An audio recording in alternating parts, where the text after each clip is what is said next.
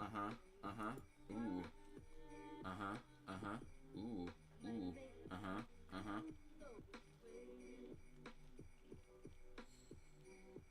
Mhm. Mhm. Ooh. Ooh. Ooh. Uh-huh. Uh-huh. Ooh. Ooh. Uh-huh. Uh-huh. Uh-huh. Uh-huh. Ooh. Uh-huh. Uh-huh. Ooh. Uh-huh. Uh-huh. Ooh. Uh-huh. Uh-huh. Ooh. Okay, we're currently private, but I'm gonna switch it to not private as soon as it hits 7. Ah, we are private. This is for the private viewer that we have. We love you. We have two viewers currently. Private. Oh, grab the tablet over there. It's charging. Tablet. The tablet.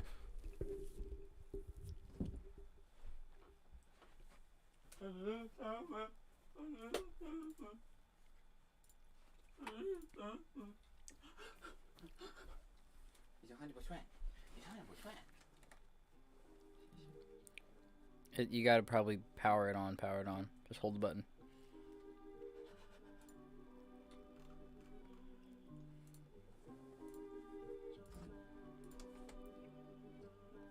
There we go. We are live. Podcast. Podcast. The podcast. The podcast. Yeah, the podcast. The podcast. The podcast. The podcast. Oh, yeah. All right. Thanksgiving overview. Homie, Mans. we posted on your YouTube. They can watch it over. Thanks. Did I say we're gonna start yet? Can we start? Who's the host of this podcast? Can we start? Who's the host of this podcast? Can we start? You didn't answer my question. It's you, but I want to start. Right. My point exactly. Can we start? No. Please.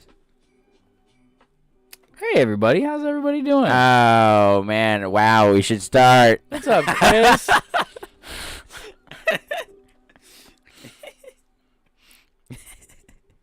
This wise guy over here thinks he's funny.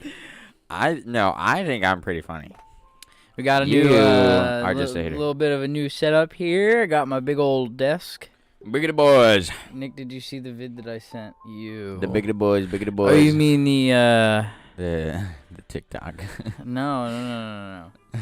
Oh, yes, that one as well, yeah. Are you talking about the text message with the intro? The intro.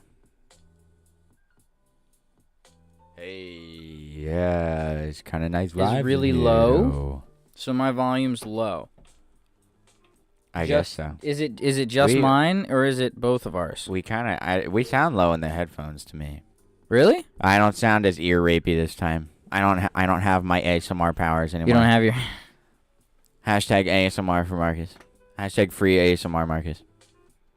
Yeah. Oh, snap. It's a Thursday. There we go.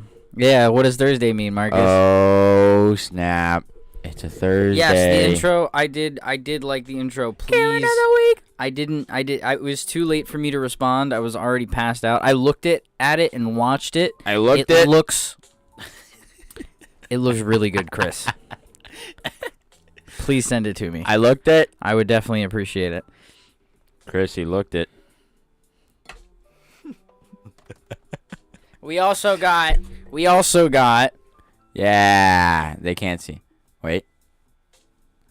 A fridge. They can probably see it. A fridge. They can probably see We got it. the fridge. The fridge. With all the drinks. The fridge. Well, not all the drinks. It's just water bottles. Soda. Drank. And yes, it actually works. Drank. Drank. T-Pain. 2 Chainz. Just waiting a little bit before everybody Homie. joins in. Let's go. Can you? Why are we waiting if you post it on your YouTube? Paint? Why are we waiting if you post it on your YouTube? Just saying. Oh, didn't think about that, did you? I forgot that I wasn't the host today. I totally forgot. All right, This we'll isn't my wait. show. We'll wait. It's fine. I totally Sorry. forgot. No. No, it's fine. No, it's okay. Oh, I'm okay. not All hurt. right. I'm sorry. Yeah. I'm sorry. Yeah. You are the host. You're right. Just figured, I might get more views. Anyway. PM me your email. Yes. Don't you mean DM? Yes. Stupid. Anyways. How was your Thanksgiving? I can put users in timeout. Chris, you're being a little naughty boy. We're gonna put you in timeout. No, I made Chris a moderator. That's funny. But yes, I will. Chris, you're going on the step. You're in timeout for 5 minutes. You better stay there. All right. I'm watching you. But while I'm sending Chris, our good man. Karen of the week. Not yet. I know. Oh my god. That was for all of you guys. We did not miss that, by the way. Just saying. But tell me how your Thanksgiving went. Man, that my Thanksgiving. No one puts baby in the corner.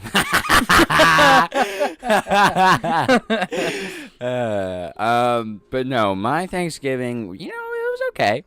Good. I didn't get to see part of my family for personal reasons. And then I did not get to see Chris, I sent you my email on Messenger, by the way. And then I can't think, man. You didn't see part of your family. Yes, I didn't see part of my family for personal reasons, and then I went and I saw my mom. I did not eat too much turkey though.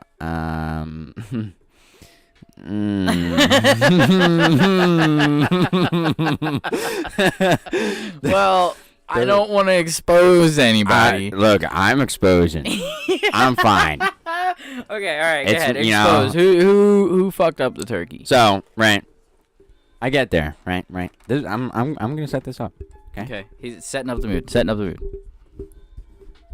Okay, I get there. Right, I'm like, oh man, the food's already ready. Wow.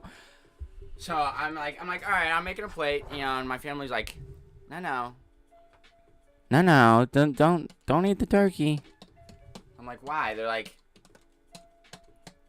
Just trust me. 2 swift moves. Right? Okay. All they did a little cutting motion, they did a little eating motion, and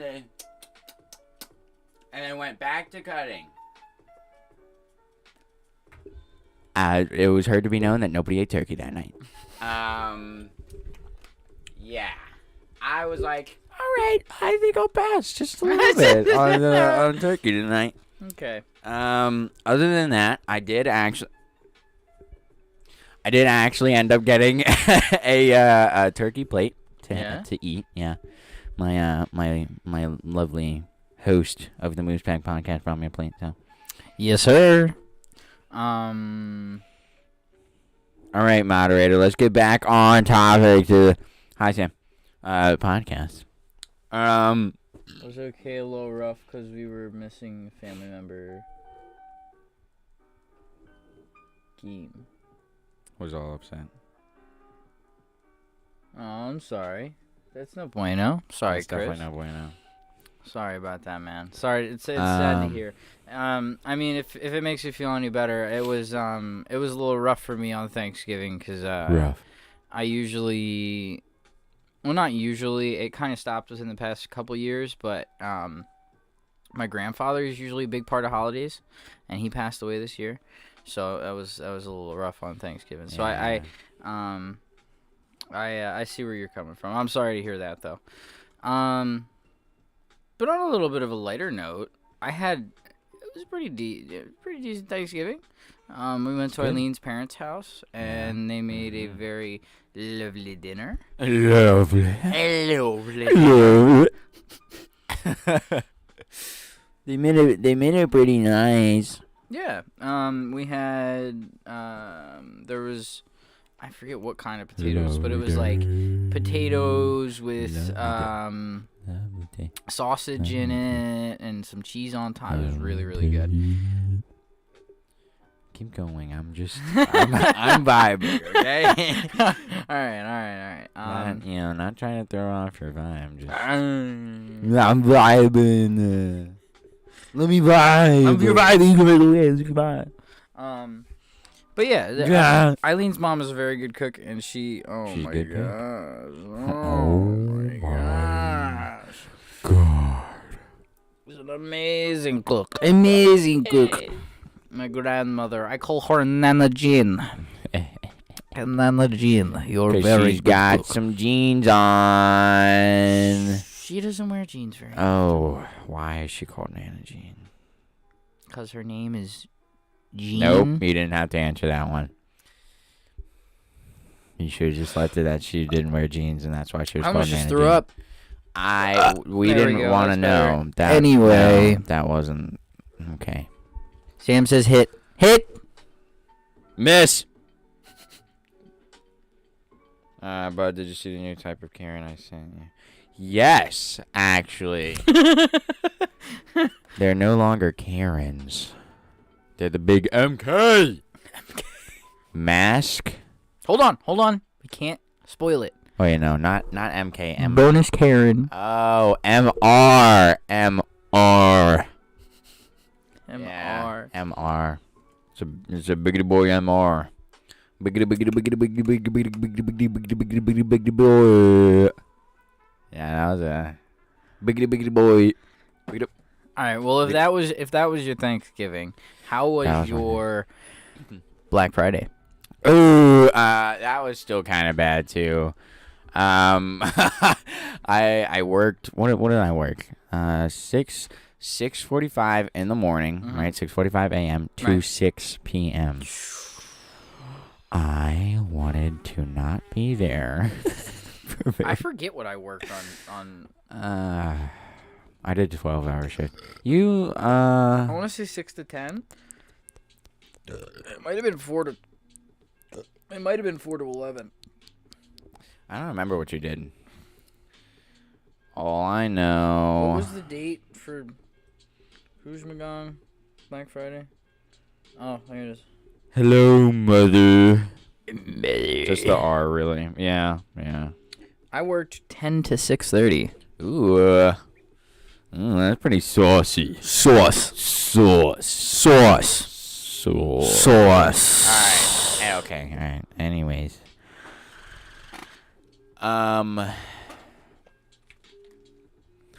Okay. How was your post Black Friday?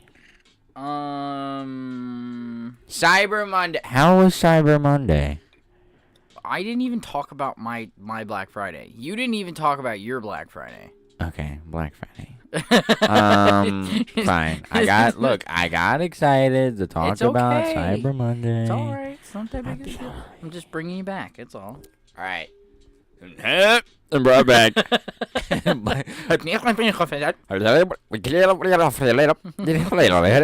Black Friday. I worked 6:45. No, so it wasn't as busy as you'd think. Yeah, it really wasn't. The weekend afterwards was actually a lot busier than Black Friday. Not much. Cyber Monday was good though, and Tuesday I almost did a really bad thing. Do I want to know? Do we want to know? Continue. Sorry. The real question is how was your post Cyber Monday? We'll get to that in just a little bit. Black Friday, yeah, it really it was not that busy. They scheduled pretty much everybody that works there. So it was so hard to get this out. I'm so glad that you're struggling to You're still struggling. Shut up. But yeah, so there was. What kind? What are you? Okay. There was not much for me to do, honestly. So what I did oddly like a phallic object. is I just kind of started cleaning up the front end, and I like pushed out gift cards, and I zoned pretty much the front end, the end caps, side caps, pushed out candy, gum. Everything that I could push out was pushed out on Black Friday. Yeah. And that's surprising to me because one of the busiest holidays of the entire year, we had about 3 people doing exactly what I did. Right. Gift cards, candy, gum. Right. And, normally you wouldn't even, that would be the last thing that you would get to do on Black Friday. We wouldn't even touch that. That right. wouldn't even that be would a be thought. last priority. Yeah. Because if this time last year, the way that I'd be running the front is I'd literally be running up and down the back of right. the check lanes. Like, oh, here, you can go to this check lane. Oh, and go follow me. You can come to this check. Oh, wait, actually, go back to that check lane. Right, that check lane's open. Black Friday is one of the biggest, biggest times of the year where Yep. people come into stores and stuff. But, that's kind of common knowledge for most people. But at the same time, we had absolutely no one in the store. I pulled up on Black Friday expecting to see a completely 100% full Target parking lot. Like I expected at 10 a.m., right? I expected people to already be there and rushing around. Yeah, no. I mean, we had a line of like 20 people, but it wasn't like Yeah. we need to go. Like, yeah, but at the same time, like I expected to at least see like a decently full parking lot, and I pulled up and it was like damn half near empty. Yeah, well, I mean, it's because everybody's like, oh, Black Friday. Yeah, we're not going out this year for sure. Yeah. Oh, and the post Cyber Monday. Oh my God! We definitely need to go over that. But I sent you the almost bad thing. I feel like I should definitely know, but I'm just not. I'm being slow. Like I feel like I should know what what happened with Chris. And I just don't know. Okay. But I mean, for the majority of the day Friday, it really wasn't that. No. All that. It was nothing to what you would have expected. No. Well, I already knew that because we got the TV sales out of the way. We got the console releases out of the way. We got, like, pretty much all the electronic sales out of the way. Target, I have to say, played this the smartest way they could have this year with spreading out all of the Black Friday deals. And even getting, like, if you bought a TV that was original price and then the next week it went down to like $199, yeah, you could bring in like just the box or just your receipt and we'll price adjust it until Christmas. Mm-hmm. So like whatever sales that are cheaper. Well, as far as I know, Dave actually told me in the back that apparently on Black Friday the only thing that you're allowed to price match on Black Friday is Target.com prices. That's this entire month. Right. We can't, like, it's been known and it's in our new and improved return policy. Like, we can't price match, or our new price match policy. Right. We can't price match to any other website other than Target.com if it's a Black Friday deal. Until after Christmas. So, but that's also because up until Christmas, any deals that you get with the TV or with whatever, you can come back and price match as long as it's to Target.com. Also with the fact of during that same period, if it's a sale, right, and then the next week it goes down another sale, we'll price match it again. So it's like you'll come back in right? You bought a TV for $399.99. Yeah. It goes on sale for $279, Mm-hmm. and then they're really trying to push it out, so it goes on sale for $229. So you come in, we price match it for $279, and then we price match it again for the $229. You have no idea how many times I've done this. Jeez. Like, I literally just did one today. They came in, they were like, yeah, like, you know, I was supposed to get like some 10% offer that I had on Target Circle, which is just the online app for Target. And I was like, okay, like, yeah. I was like, so the only thing I can do for you is return it, and then I'll have you rebuy it essentially for that discounted price. And she's like, I'm not bringing this fucking thing in. I'm like, no. As long as you have your receipt, you're A-okay. If you don't have your receipt, you're shit out of luck. Yeah, I was gonna say you're kind of SOL because like, how am I supposed to, one, look up that item, right. two, have proof of purchase for that item from you, right? You know, it's just like, and then I'd still get bitched at because I wasn't doing it. People are getting real nasty now. Like, people are, hello, Sarah. Hey. But people are getting real nasty now, man. Like, I just had 2 days off. Like, these past 2 days I had off. And I come back and I'm getting all these stories like somebody was videotaped because they weren't doing the return. Like, yeah, I heard about that. And then it was, just to preface that, I mean, she was literally trying to get a return on something that genuinely cannot be returned to the store. It's in the it's in our policy because of COVID-19. We're not allowed to return certain items. And it's not even Target policy. It's New Jersey state law. You know. Right. So if you have a problem with that, you can go talk to Governor Murphy. Yeah. But until that law is uplifted, we're not taking returns. So then we're still gonna have like the select few 25 guests that think, oh, let me just hold on to this. And then return it when the state law is uplifted. No. It doesn't work like that. No, it doesn't work like that. Like, people think we're just going to extend the time to, like, 2023 and be like, what do you mean? I bought this in 2020. The New Jersey state law said I couldn't return it, so I held on to it. Right.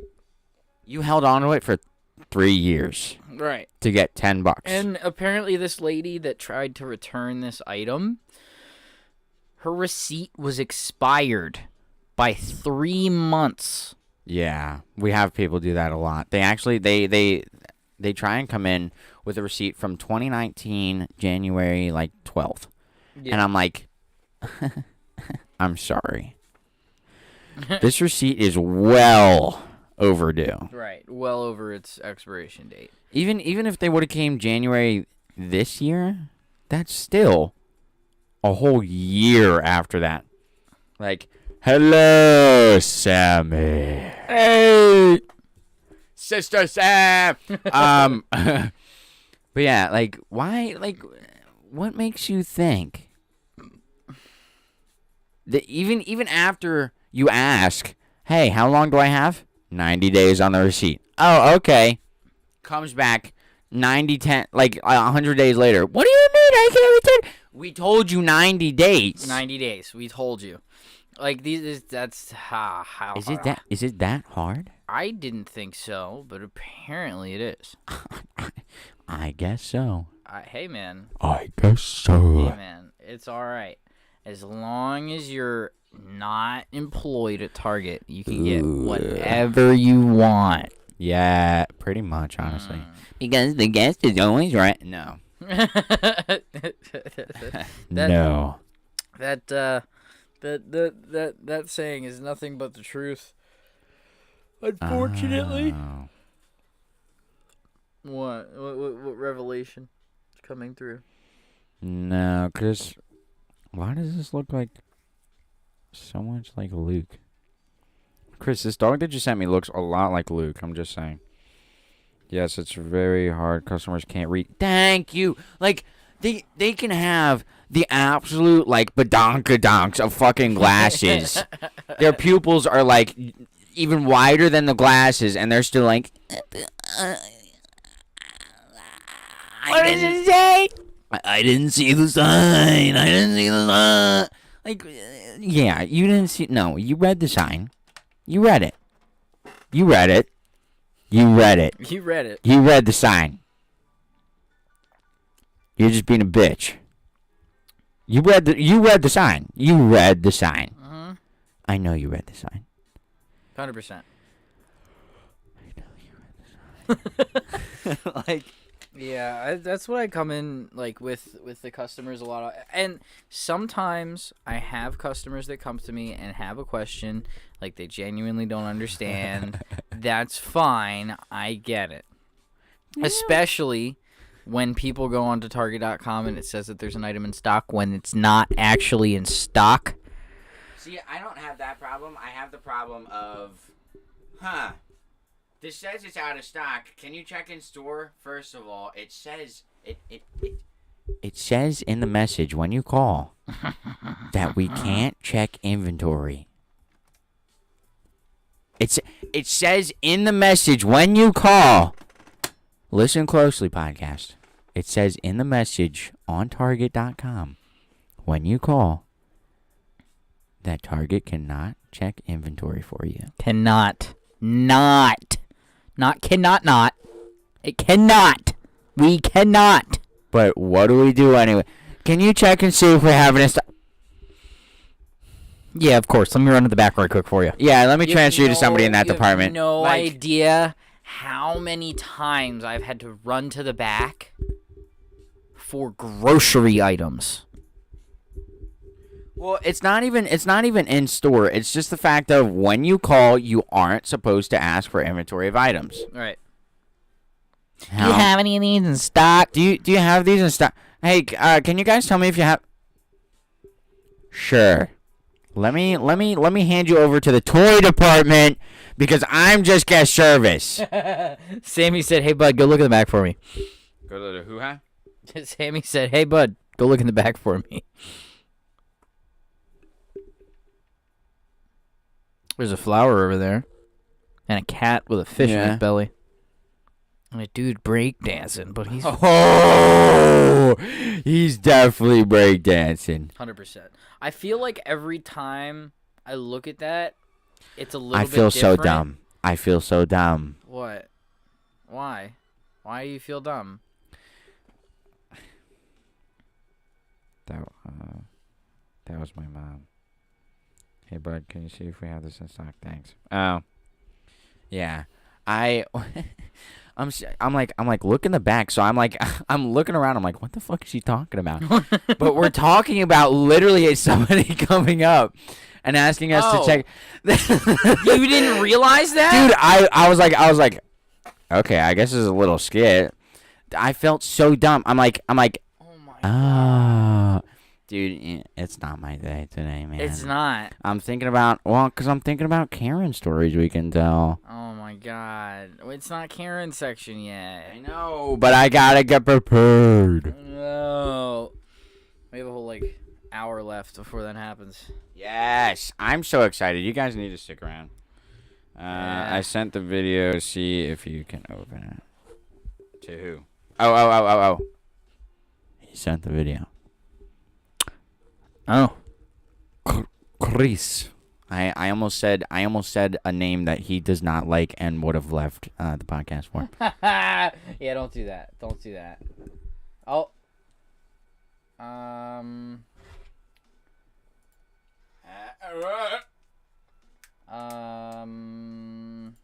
He got mad at me and called me a bitch one time because I called him. I cannot.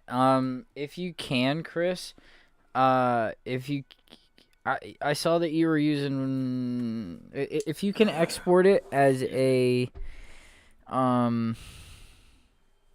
it's a H.2216 file. Either that or an MP4. For some reason that it's trying to open itself as a Word document. Yeah, I know, Sam. Yeah, it's yeah. But anyway, where were we? Anywho, Skip.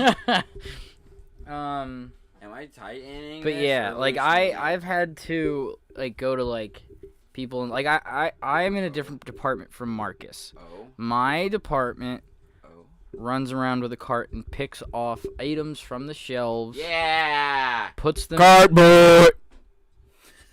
puts them into a cart and either takes them to the back so that they get shipped out in boxes. Or they go to the front and they get put in somebody's cars. Yeah, which is what I do. I do that part. I put it in their car. Right, They're which smelly. is that's the part of my messy, job. That's the part of my job where me and Marcus. Car. That's the department where me and Marcus's job intersect. But there's been so many times where I've been running around with my cart. Mind you, my job is timed, right? My job is timed too. Just saying. Not the point of the story. My job is timed, right? So I have a certain amount of time, right? My productivity, which basically means how fast I'm going, right, is determined on how fast I get this cart done. So I'll be in the middle of these carts. That's harsh. I'll be in the middle of one of these carts, and somebody will ask me a question. Like, oh, do you have one of these in stock? No. But I can't say that. Yeah. So I'm like, well, if it's not on the shelf that you looked at, it's most likely we probably don't have it. We most likely do not have it. And everybody's like, but it says you have one in stock on your website. It says we have none in stock on my device. You know what? An easy, quick turnaround for that. Yeah, it can say that we have one online, but it doesn't update. That's what I tell them. Every hour. That's what I tell them. And that's what I tell them. Somebody probably bought it off the floor. You have no idea. You have no idea. Yeah. You have no idea. I'll be like, I do have an idea. I'll be like, I do have an yeah. idea. It most likely the website doesn't get updated. And our system doesn't get updated. So I do have an idea. I know you have an idea because you just explained what happens. Yeah, thank you. But love you. But these people are like, but can't you check anyway? But can't you check anyway? But can you check? Yeah, but can't you check anyway? I was waiting for you to say it before. I think you should check anyways. But, I usually. But can you? It's. But can you? Right. Can you check anyway? Can you please check anyway? Please. Can you check? And I usually. No. No. Get out. Leave the store. But yeah, Do online shopping. You shall not pass.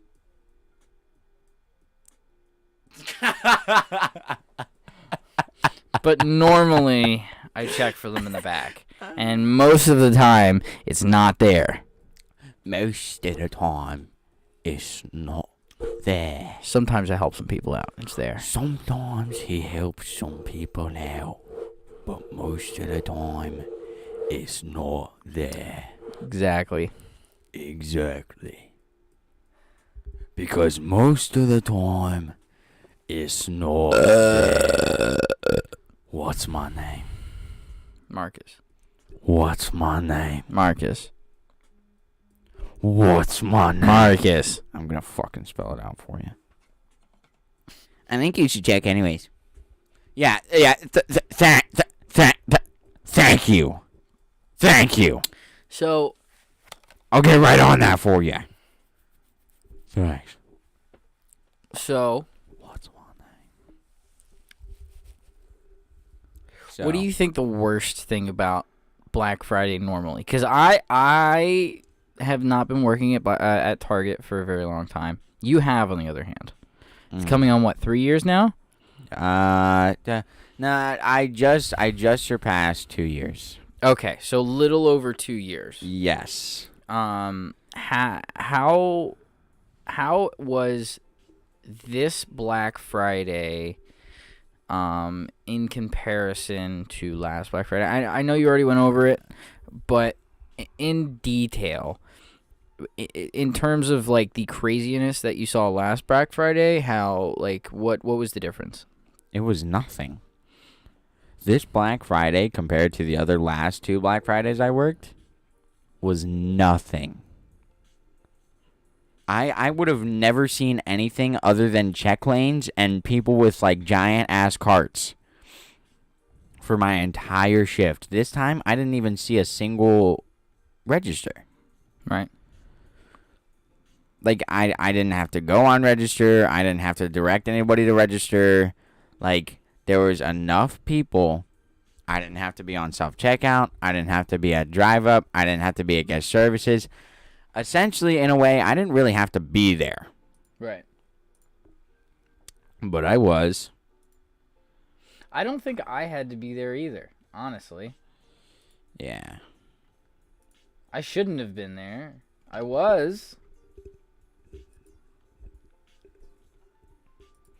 You were. But did you have to be? No. Not at all. Not even a little bit. Do I mind doing all that stuff? No. It didn't bother me. I mean, we got time and a half, right? I think, I'm still waiting for this check to come in, man. What do we get paid next week? Yeah, next week. I'm waiting for that check to come in. I'm like, I'm genuinely questioning whether or not I got time and a half because I heard so many like stipulations to like if like the only reasons you would get time and a half is if you've sorry. If you were a part of like the 6 a.m. shift, like the overnight shift, you got time and a half. If you were like an early morning to a midday shift, you got time and a half, I think. Well, hold on. That second one wasn't. It was the people that were overnight definitely got time and a half. If you have been working at Target for more than a certain amount of time, you got time and a half. And there was one other thing. Well, they got confusing this year. I heard you can get time and a half. I heard you can... Right, because we didn't have work on Thanksgiving. Yeah, since we were closed on Thanksgiving, they pretty much took your average hours that you'd usually work, and you would get... but that is for non-seasonal team members, so, like, I would get that pay, but since Nick is still, only a couple months in, he's not out of his seasonal... phase yet, his seasonal cycle, so he would still not get Thursday pay. And then some people said that we were getting time and a half Black Friday. Some people were questioning it. As far as I know, Black Friday was always time and a half. But then again, there was a lot of people who did like 12.5-hour shifts. And there was a lot of... It does work, by the way. There was a lot of people that did all these other, like, shifts and just, like, if they got time and a half, it'd be way too much. They'd be getting paid for an 18-hour shift. Because they came in, they worked 8 a.m. to 11 p.m. Which is goddamn near open to close. Right. And if we got time and a half for that, they, 1, gave us time and a half. 2, gave us, like, 10 to 12 hours of overtime. Right. And then gave us Thursday pay.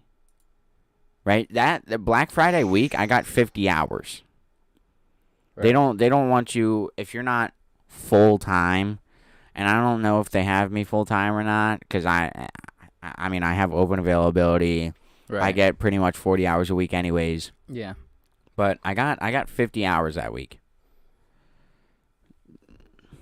Yeah, no, I get it. I think Dave said I got 47 hours last week. This week, Yeah, this week I'm scheduled for 39 hours. And next week I'm going down to, I think, 22 or 26. I have three 8-hour shifts. So what's 3 times 8? 24. I like I said, I got another solid 40 hours, man.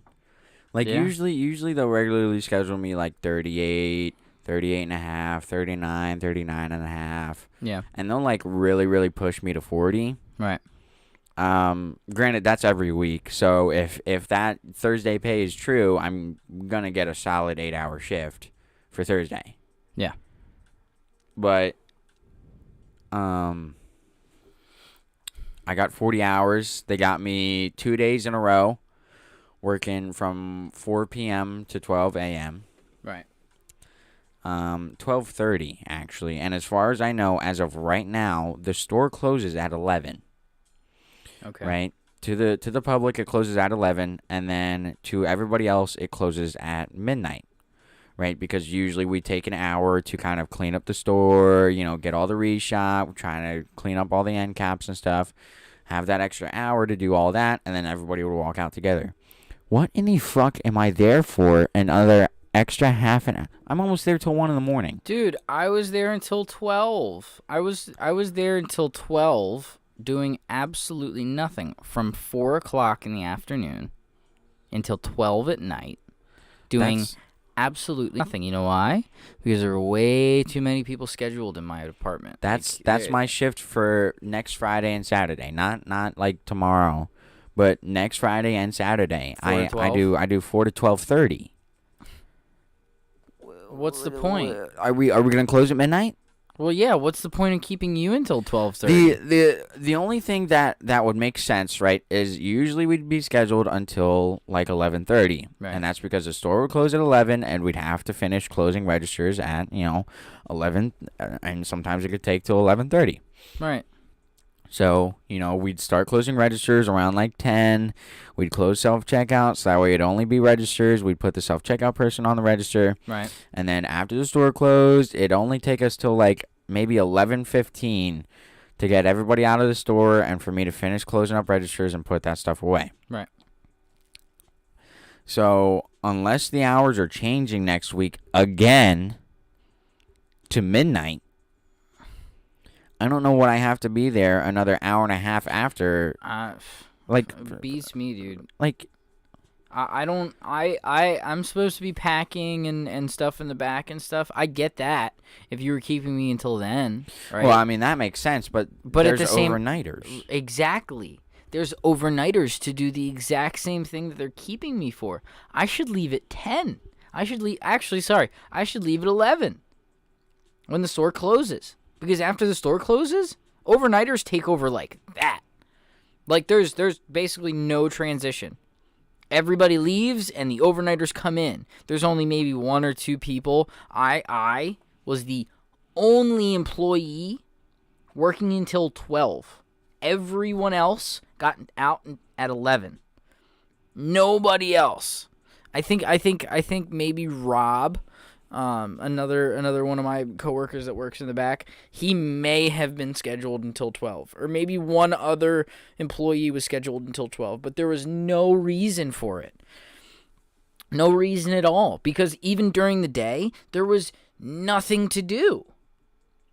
In terms of shipment orders, like putting items into boxes and shipping them out, we were, as of the last time I worked, which was yesterday, we were 2 days ahead of shipment orders. Oh my God. 2 days ahead. Damn. We're doing work ahead of time. We're not even trying to like keep up. Like we're doing. Colin, my team lead in the back, was giving us extra goals to get to in terms of packing items. Like Chris was texting Colin, and Colin was telling us after a certain amount of time, right? So like I think at first it was like we have to get to like 900 items packed by like say like 11:30, right? So by like 11:30, we were a little over 900. So he was like, all right, so by 12:30, you guys should have about 1,100 items packed. I mean, that's pretty reasonable. Right? Which is reasonable. That's fine. Yeah. But he kept going.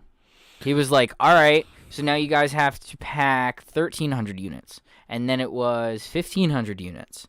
Right? I mean, which is fine because we were hauling ass. We were getting that done no problem. I'm not complaining about that at all, but it's like the pace that we're at and the pace that they're making us go, right, is like really expedited. Like really expedited. We're 2 days ahead and they're keeping it there. I think now that they finally got the upper hand, why would they let it slip? I wouldn't. But why are you scheduling, like, your entire shift of fulfillment people when there's no work to supplement? Well, that's not that. It doesn't cut down to that fact because HR has to pump out, like, 2 weeks in advance. Yeah, I know the scheduling process. I get it. Like you have to spread out your hours. I get it. But there's at any given minute with the lack of work there is to do at the back, there may be anywhere between 3 and 6 people sitting doing absolutely nothing at the pack stations because there's no work to do and so many people.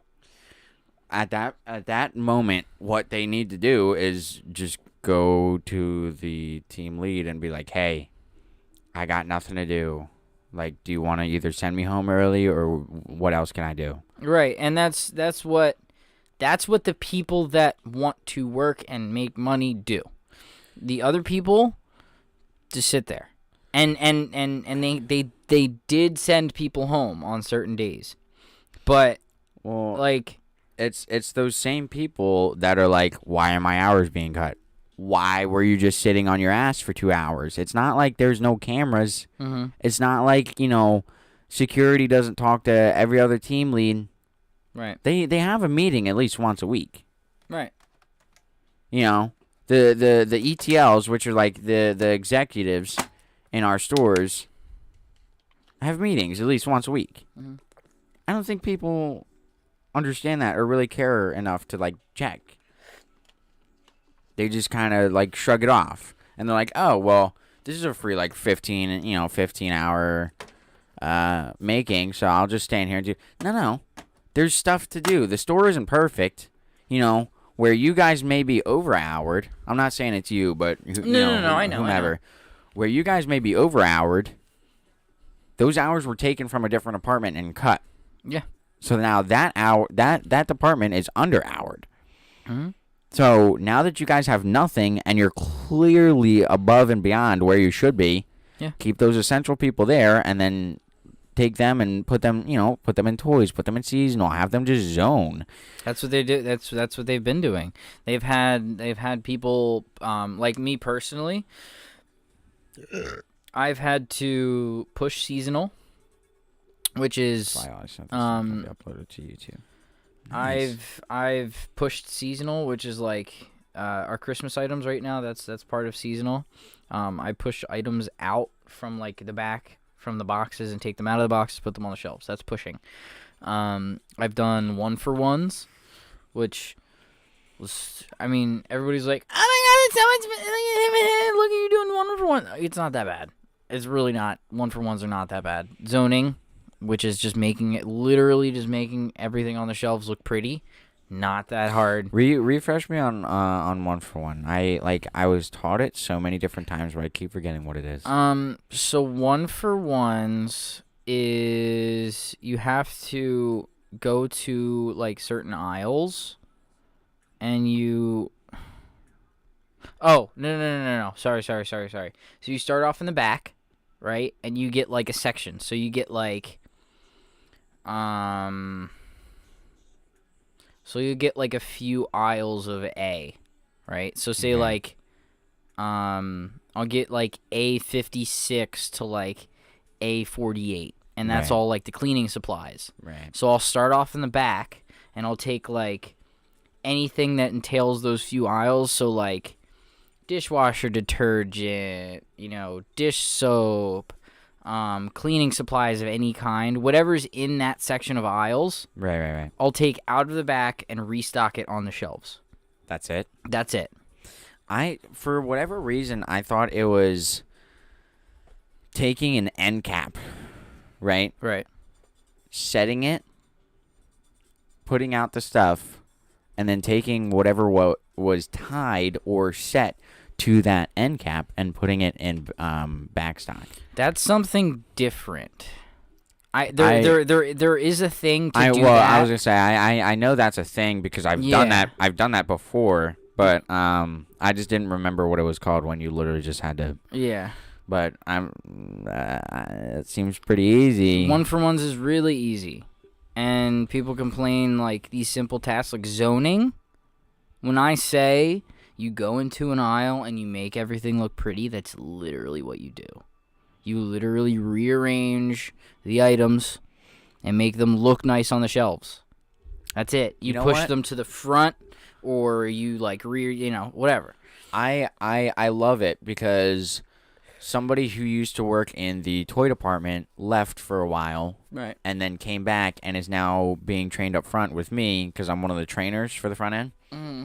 So I was training her on guest service today, right, and I just showed her just one thing. Just one thing that we did. And I had her doing it consistently. Like, I had who was over there have her do it consistently. Like, just doing it and doing it and doing it and doing it. She was like, yeah, I didn't know you guys did all of this. I don't know how you do it all the time. Like, you guys need a specific team just for this. And I'm like, yeah. Like, I'm so glad that it can be brought to somebody who worked from the floor to somebody that's working up front. It brought to their attention, like, wow, they're actually doing a lot. Yeah. Like, it's not, and that's what pisses me off. Like, I know, like, when somebody asks me about my job, I say I help run the front. I help manage the front. I'm kind of a manager for the front end. Yeah. And Karen of the week. We're we got a couple minutes, but we're getting there. That's at 8:30. All right. Hour and a half in, guys.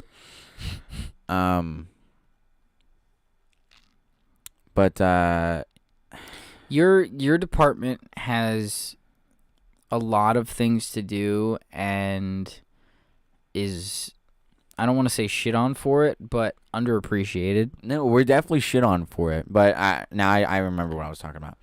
So they'll ask me what I do, right? And I'll say I'll help manage the front, and then usually my dad's around. Yeah. And my dad's seen me very slim times where I'd just be at self-checkout, like directing traffic. Yeah.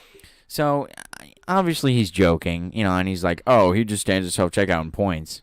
He's joking, but then it's like, I don't know where to go from there to then explain, like, no, I actually do a lot more. Yeah. So then the most I say is, it's not just that. Right. And, like, then it's like I feel like then they don't understand what I do. And it's like, I do a lot. Like, I had to do a work order today. Yeah. And that's for when something's wrong with one of the registers and you literally have to call, like, headquarters. And it's like, yo, like, this is messed up. Help me fix it. Yeah. I'm not supposed to do that. Right. Like, that's a team lead job. I'm not supposed to do that. I'm not supposed to know the number. I'm not supposed to know how to contact them. I'm not supposed to be responsible for them contacting us. Mm-hmm. Granted, I deal with vendors. I deal with, work orders like that because both of our team leads were out today. Yeah. So then everybody's like, who's team lead for today? And I just raised my hand. I'm like, I'm the backup. Like, I'm here. Yeah. Because I know what to do. Yeah. The most I don't know what to do is when I have to sit down with my team and, like, hey, like, what happened here? And then, like, write it down in a report or whatever. I don't know how to do the paperwork. Yeah. Everything else, I know how to do. Right. I know what I have to dial to get a work order in so that way I can fix one of the machines up front. I know how to fix most of the machines up front. I know the ins and out of every machine up front. Mm-hmm. You know, I come up with new ways to improve the front that are actually being implemented by my team leads. They came to me and like two other trainers that we have, and they're like, "Hey, what are some ideas you guys think we can do to improve drive up? Right. To make it less crazy and to do this." And I was like, "Well, if we start labeling the carts and then we start keeping track of what names in which, because the biggest issue we used to have was they'd get lost. Like, people would be like, "Oh, did you pick this order?" And then it'd be like, I don't know. Yeah. You know, and then it'd be like, Well, "Oh, well, then where is this order?" And then you'd run in the back, you'd check the holding location, it wouldn't be there, so then you'd run up to the cart, and then you'd be like, "Where is it?" Right. And at that point, you're already well over your time. Yeah, and there has been plenty of instances as well, like, where I said that there was a connection between our two sections of Target. Jesus Christ! Oh my God! I need to just I can't finish a sentence right now without Clearly, it's like we start a podcast and you're like, because we eat right before or during, and I'm still processing. So, but there's been plenty of instances where an item has been lost, and because somebody cleared it up front, we don't know where the hold location is. We don't know where we can go for the item. So in the back, if we go under the name, it's oh, it's already been cleared. Well, all right. So at that point, what you guys have to do, there's a little magnifying glass in the corner you can click, and then you'll have to do past orders and then look up the last name. Right. But the only reason why we pass it through is because either we have somebody running back there themselves, they know the holding location, so they're just grabbing it. They know the last name and the holding location, so they're just grabbing it. Right. So then we wouldn't even call you guys, but then sometimes you guys would pick up on it and then get to it anyways, and we'd be like, "Well, sorry, we have somebody running back there." That's the only time I've done it. Or if I've called it and it's been over 10 minutes and you guys still aren't up front. Yeah. Then I might have cleared it one, maybe two times. Other than that, I know you guys need your time to find it, so then I just let the time run and we just kind of eat the bullet. Right, and you're probably one of the only people that understands that it takes time to walk places. Well, it's I can hard disagree with that, because there are plenty of your department up front that complain up the ass to us, right? Even Alicia, right? She complains to us that we're not going fast enough from the back to the front, or we're not responding fast enough, which I get the response thing, but in a couple of our OPU runners, most, I would say 60% of our OPU runners, right? Mm-hmm. Including myself, try and bust our ass to get to the back of the store to the front of the store as fast as possible. I want to flip that percentage. 40%? Yeah. Okay. 40% of you guys. Because I can get I wasn't sure what percentage to put on there, but there's a few people that I can name personally that I know will get from the back to the front as quickly as they can. Yeah, the urgency is what at least Alicia is trying to push. I know that. Yes. Other than that, people up front, they're just they're not the hey, Khalid, the nicest in the membrane. Sabi. But it is 8 o'clock. 8:30. Still got 30 minutes. We can't just stop in the middle of a conversation. So, I mean, it's not, we're wrapping it up a little bit, I'm just saying, it's up to you. You're the host. I'm not I gonna say wasn't anything done after that. talking. Sorry. What? Sorry. Go ahead. Go ahead. Just saying. But yeah, I don't know. I don't know what we can do. Obviously, the people that aren't busting their ass should be stepping a little bit. Like you got to get there, and it's just it sucks that like even the people that are trying to bust their ass still get attitude because I we're feel you. still not fast enough. Like, come on. Like, I get it. Like, we try to get you guys your stuff in under 2 minutes. But at the same time, there's plenty of customers that say, oh, we're just here. We just teleported here from our house that's 10 minutes away. So you guys have no time, and we're still going to get mad at you. I'm sorry that you have to deal with them. Give me 2 minutes. You feel my pain because Yes. that is all I hear every goddamn day. Why is the drive-up time so bad? Why is the drive-up time so bad? Why is the drive-up time so bad? I don't know. Why do I have a line going out of the door? Why don't I have 5 drive-ups that just, said that they were on their way and then said that they were here, but then they're Right. still back at their fucking house? Right. Why do people do that? Right. And then it's like, well, what did you tell them? Did you tell them to do this? Yes, I've been telling people to do that. Do they do it? No. Yeah. Do they have more than 2 brain cells? Mhm. No. Do they need to invest in it? Yes. Invest in more brain cells, people, please. But like people don't understand. You're supposed to say, I'm on my way at your house. Yeah. Like, before you put your fucking foot on the gas pedal for the first time. It's not like it's confusing. It's not like you're halfway there and you're on your way. That's better than you're here and you're now on the way. It's And then you're here. It's a big red button that says, I'm here. Are you at the store? Are you at the store? Are you at the store?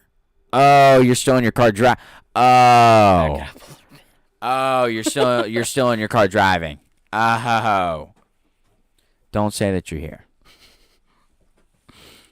Thank you. Don't say that you're here and give us no time between said things. Yes. Awesome desk. Yeah, I know. I like your incorporation of the bench, Yes, that was bench. temporary. but it's actually very novel. bench. Exactly. What are the arrows for? Those were for the lights. Is there a camera on me? Would you like to? Would you? No, there's no. not a Would camera you on like you to right sit now. on the couch? So there is. No, that's a love seat. You The share love with people seat. you love. All right, you don't love Marcus. That's fine. Wow. I See say how I it love is. you every day. Does everybody in the household say I love you to you every day? No. But who says it majority of the time? Me. You took too long. I do. And you never say it back. It's okay. So I what's understand. the tape for? We explain. It's for the lightings. Like when we would set up the lights, so that way if we moved it for different room Is there or an like, out on that? Oh. So if you guys do like a bedroom scene, you would turn around and paste the arrows that way? Yes. Yes. Totally. Yeah. What is this? Everything. Yeah. Adjustable size pump. Okay, so It's a stand for my microphone. Oh, that's where you guys hold them? Yes. I can't No, believe I you don't had hold this up mine. here already. What'd you do with the other shit? No, yeah. Now you don't hold yours. This is the first podcast I didn't hold it. The TV box that's over there was on top of this. Dude, we built this in like an hour. Did you should really? come hang out with us, but you were being lame. Yeah. I was tired from work. So you're being So lame. You didn't come hang out with us because you're lame.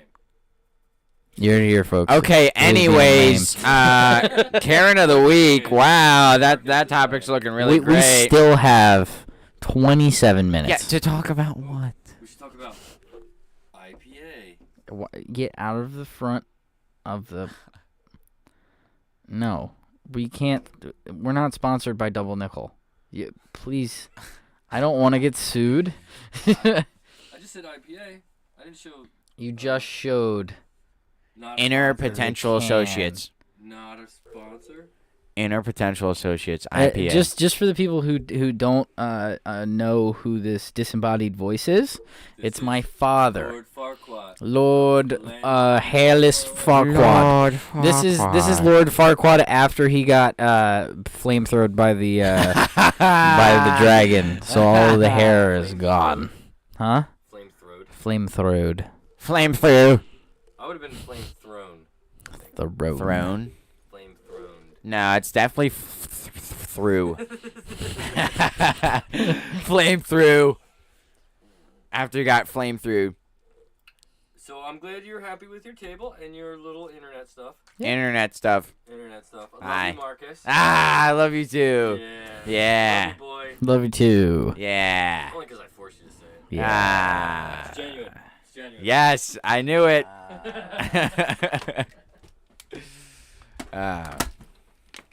Okay, kids, have fun.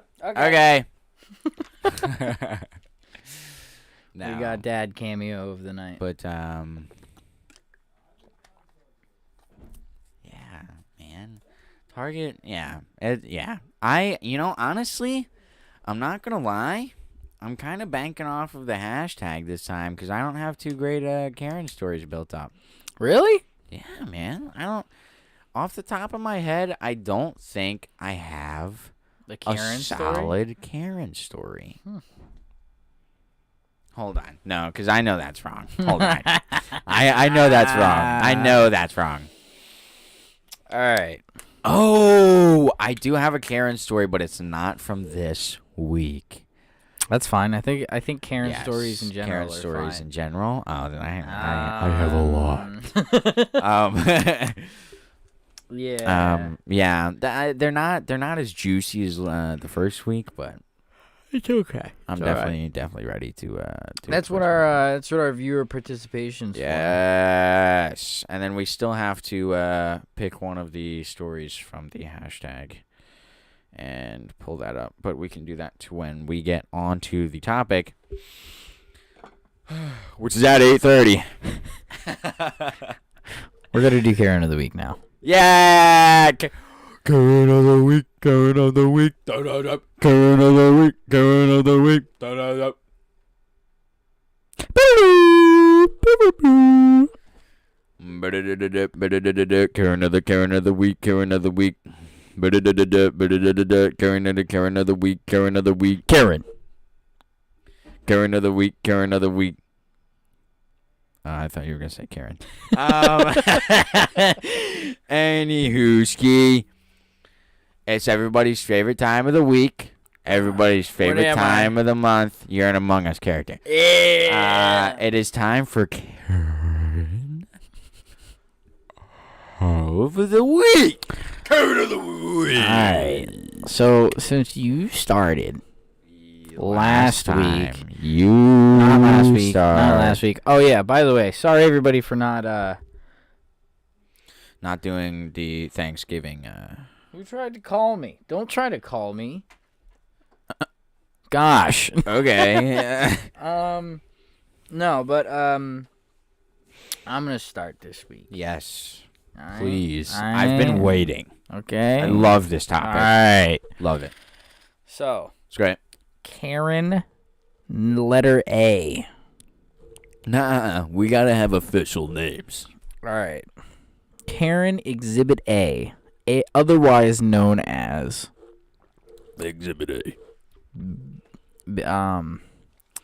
Something about the story, man. We're gonna call this lady Big Chungus. Oh, damn it. Wait, that was gonna be my name. Yeah. All right. Exhibit A, So- a.k.a. Big Chungus. So Big Chungus, right? Big Chungai.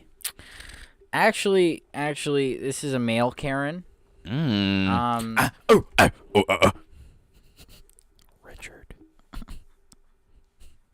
Richard. So this guy's name's Richard. Yes. Okay, all right. You'll know why, because one of my Karen stories, you'll know. Big Richard. So Yeah. Big Richard Mm-hmm. comes to Target, right? Now, Big Richard wanted me Big Rich. to find, I think it was Parmesan cheese. Parmesan cheese. Now, I went, right? I went to their aisle, and they were obviously looking in the cooler and everything, and they were like, "Oh, can you help me real quick?" "Yeah, of course I can help you, no problem." Now, Big Richard did not Big Rich.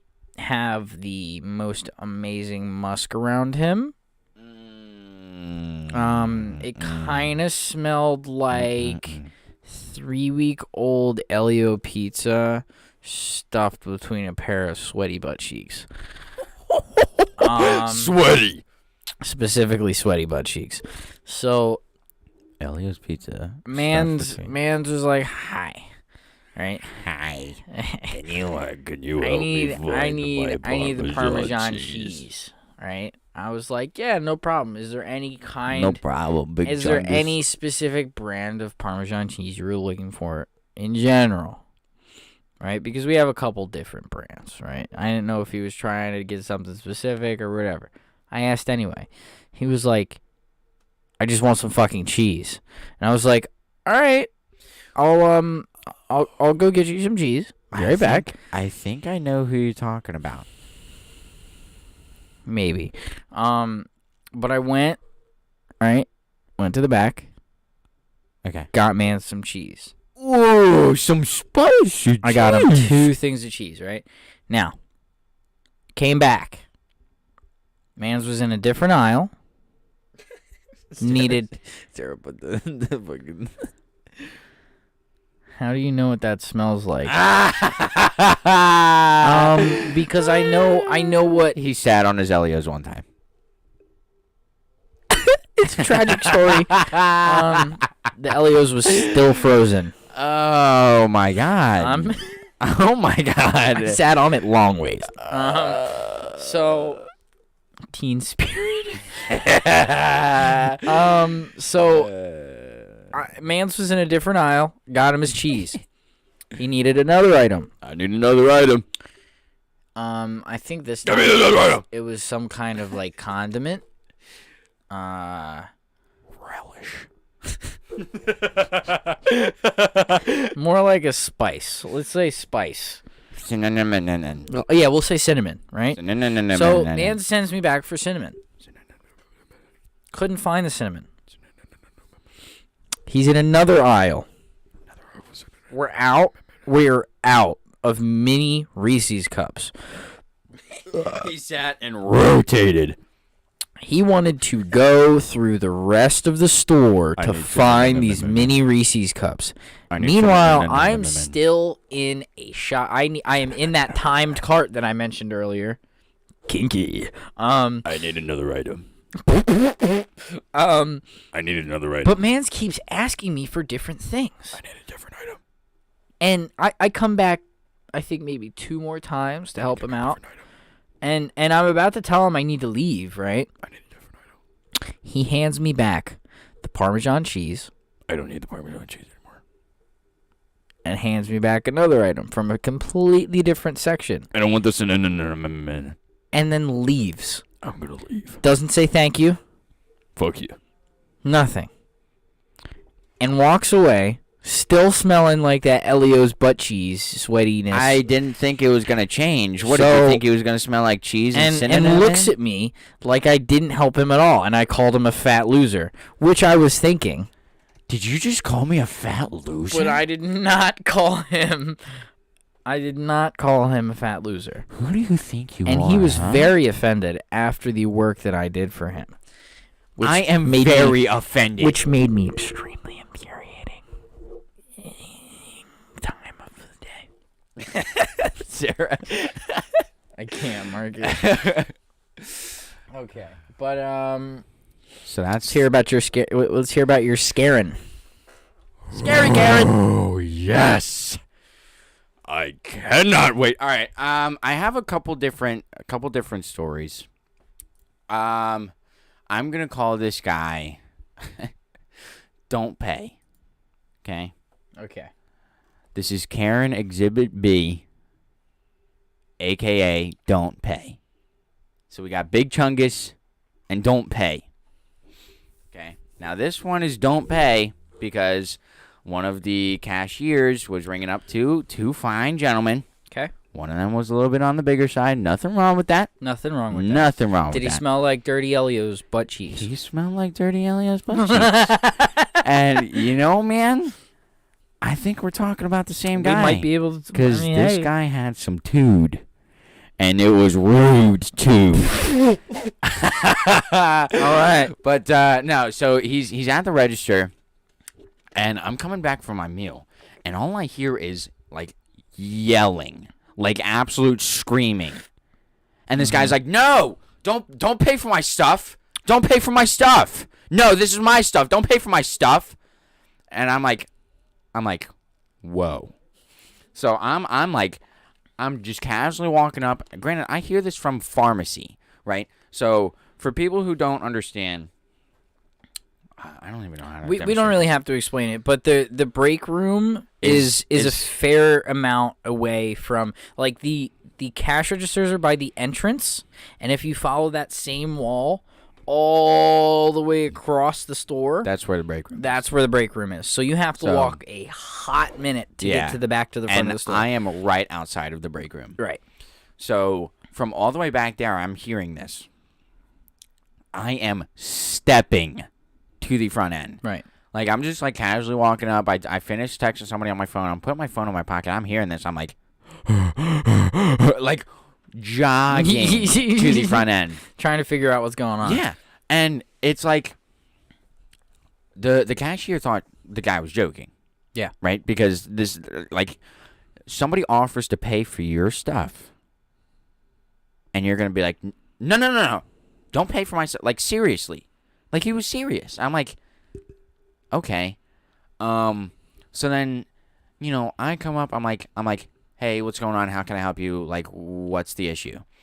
And the guy's like, well, you know, your fucking cashier's sitting here smiling and giggling and laughing at this guy while she's ringing me up, and then she's saying that I'm stupid and not doing this and this and that.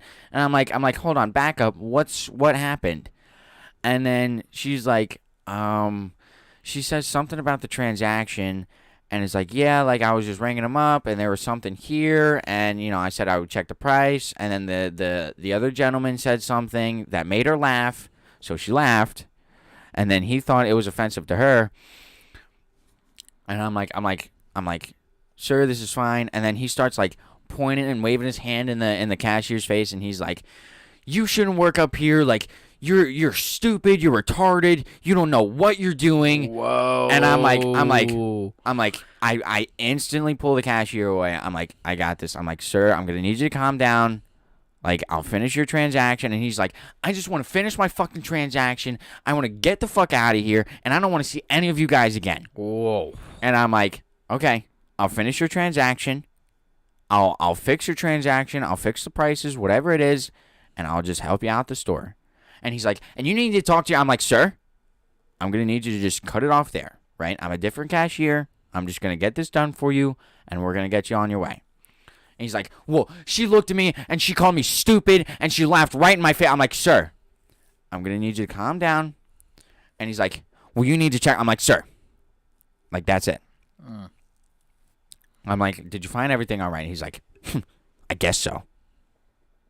I'm like, is there anything you need help finding? He's like, no, I just want to get out of here. I'm like, okay. All right, I'll finish your transaction. So I finish it, and I'm walking this guy pretty much out the store. Right. And, calm your tits, Richard. Exactly. I'm walking this guy out the store, and then as soon as he gets out the store, he comes back in, right? Granted, he held up the line, right? There was a line. It was going back to pretty much the break room again. Yep.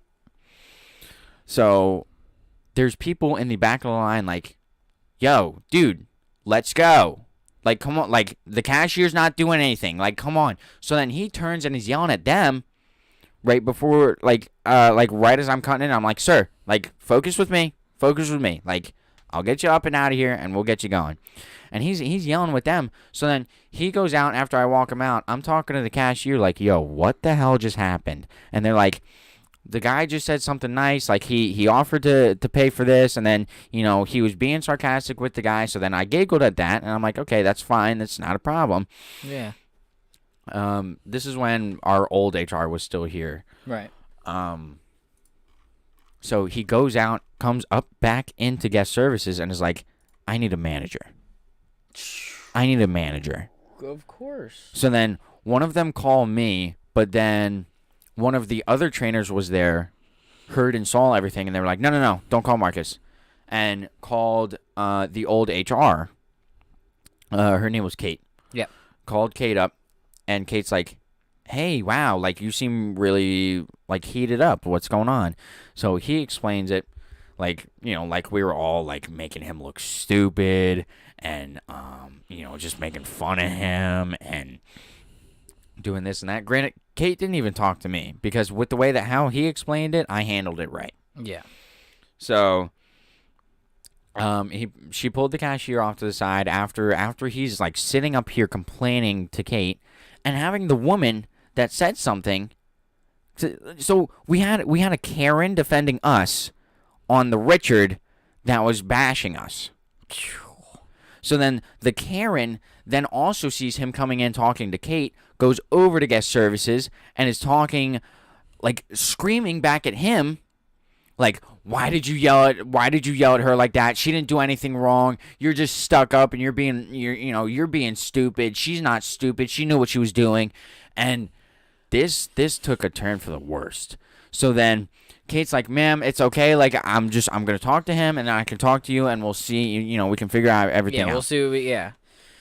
So after, like, another 20 minutes of this guy still talking to Kate. Yeah. He finally walks out, and she's like, all right, ma'am, like, what's going on? Like, what happened? She was like, yeah, like, he was just being real rude. She didn't do anything. She was perfect. She was doing fine. And she's like, all right, I appreciate you coming over here. I'm going to have a talk with our cashiers now. So then she left.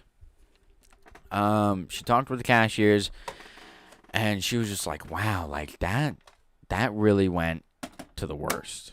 Mm-hmm. Like, and then I just thought of this story because this guy came in today, right? The guy that said that he didn't want to see anybody again came in today. I see him. Everybody else sees him, and they're like, oh, my God. And I'm like, well, let's put on a face. I'm like, hi, how you doing today? How can I help you? And he's like, I have an order to pick up. I'm like, okay, no problem. So then he's just looking at me. He's like, what do you need? And I'm like, I just need, like, your order number or photo ID, whatever you got. He's like, oh, you need order number. Okay, I got that. I'm like, thank you. Thanks. So he gives me it, and I was like, also, can I just see your ID? Because he had another person to pick up on there, so I wanted to see which one he was. So he's like, oh yeah, of course. Puts it, like, right in my face. I'm like, I'll bring it right out to you. He's like, thank you. I'm like, you're welcome. At least something nice comes out of this. Yeah, at least you're being nice today. So Hey, probably, honestly, you know how you have bad days? yeah. It could have just been, like, one of those days for him, and he just wants to act like it doesn't, like, never happened. You want to know the best part? Huh. He went shopping. He didn't go to a register. He went to self-checkout. That means if he messes up, it's his fault. Yeah, it's his fault. But yeah, so that is don't pay. That's the don't pay guy. Screaming at his friend to not pay for his stuff, and then saying that we called him stupid and laughed at him. How about it's don't pay for me? Don't pay for me. So Marcus's is don't pay for me, and mine was Big Chungus. Big Chungus, or let's say Big Richard. Big Rich. Big Rich.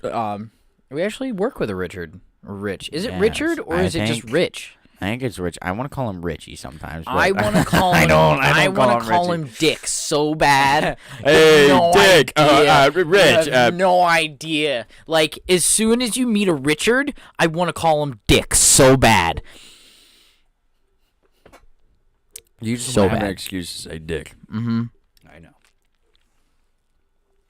I mean, people used to say that I make fun of my name because it rhymed with Dick. I know. I used to say Nick the Dick. I think. Yeah. I'm pretty sure you used to say that because you didn't want to say Little Dick Nick, which is what everybody else was saying. No, I wouldn't say that because I know that's like actually like offensive. Because it is. I know. That's why I didn't say it. I just say Nick the Dick. Yeah, and everybody else was like, ha ha. That reminded me of the fucking. Yeah. Anyways, do you have another Karen story? Because I have one that's actually viral and trending right now. Viral and trending? Viral and trending. I do not have another Karen story, but I do have to say, Karen's driving. Come in. Taylor. Nate. It's that time of the night. Everybody say goodnight to Nate. Good night, the Tater. Good night, the Tatey Waity. I know a guy named... You're a little delayed, but you'll see, Tater. You'll come up. Yeah. You can't see it here. You gotta... Nate, you're not gonna be able to see it right here. You're not gonna be able to see it on the screen. It's we'll give him a little bit. So okay. All right. What are you doing up here? You know your brother's cast potting. Cast potting. Everybody say goodnight, Tater. Goodnight, Tatey. Good night. Internet. Can you give me a minute? I know a guy named Dick Bites and a guy named Dick Small. I guess. That is a name. Okay. This is a nice desk. I wonder if it'll hold my weight if I suplex. Please don't do that. Perhaps I should suplex Marcus on it. No. Okay. Bye. Okay, bye. No, it's the cast potting, all right? We're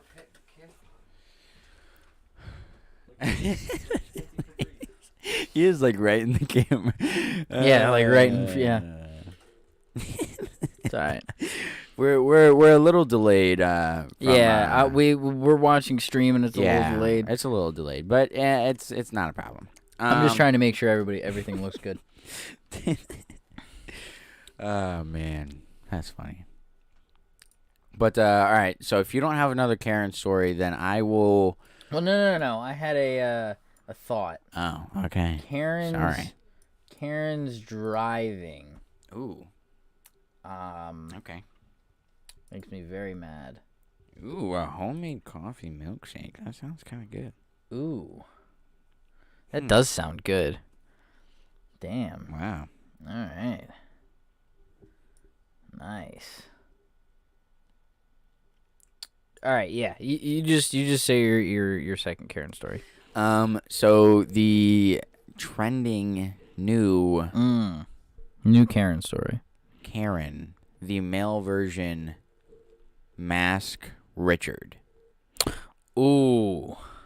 This guy was absolutely harassing some lady in some store to put her mask on. Right. I'm not saying the guy was wrong. Right. But I'm not saying he was right. It's not his job to tell people to put your mask on. It is no one's job, no matter who you are, to tell someone to put a mask on. Unless you're a police officer enforcing the laws and things that have, well, not laws. There's been no laws put in place. MoosePackPodcast.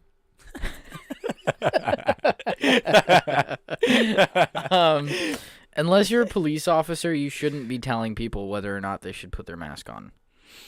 I mean, you can advise somebody like, hey, like, you know. Well, okay, all right. If you're going in a Target, right, There's Well, people I mean, there. That's different. but- Charlie, I've heard him on multiple occasions ask people to put their masks on. Well, I mean, That's his job. I was gonna say That's his job, yeah, right? So if you're going the law. into That's right, true. it is the law. If you're going into a store or somewhere that requires a mask, of course you should wear your mask. Yes. Now, this guy decided to take it to the full length and extent of chasing her around the store, saying, "No, put your mask on. Put your mask on. Put your." You can probably pull it up. Now, did this guy work at? No, he was wearing his nice little Hawaiian green and blue button-up shirt, like just absolutely so worried about this woman. Granted, I do wish she would have, put her mask on in some way. Right. But he was definitely in the wrong for trying to force her and be there. If you don't wear one, you get a $2,000 fine. That's really crazy. You should tell that to everybody at Target, because just literally look up Mask Richard. It's all over Facebook. It's all over Instagram, Snapchat. If it's not up here yet, no, that's not it. It's not on YouTube. That is very, very, very surprising. Let's look up. Guy chases after. Oh.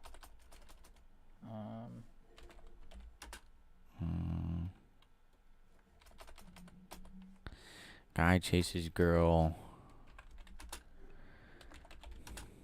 with no mask, I guess. But keep going. Explain. That's my job. I'm gonna find that. But yeah, he is just absolutely just shredding into this girl, like saying like, you need a mask, put your mask on. You need a mask. Why aren't you putting a mask on? And then like store attendants are coming up and like, yo, like, dude, you need to just leave her alone, get out of the store. And he's trying to involve like all these other people Right. into this story, and it's like, relax. Like you need to calm down. It's not in your hands anymore. Why don't I just check the trending page? News.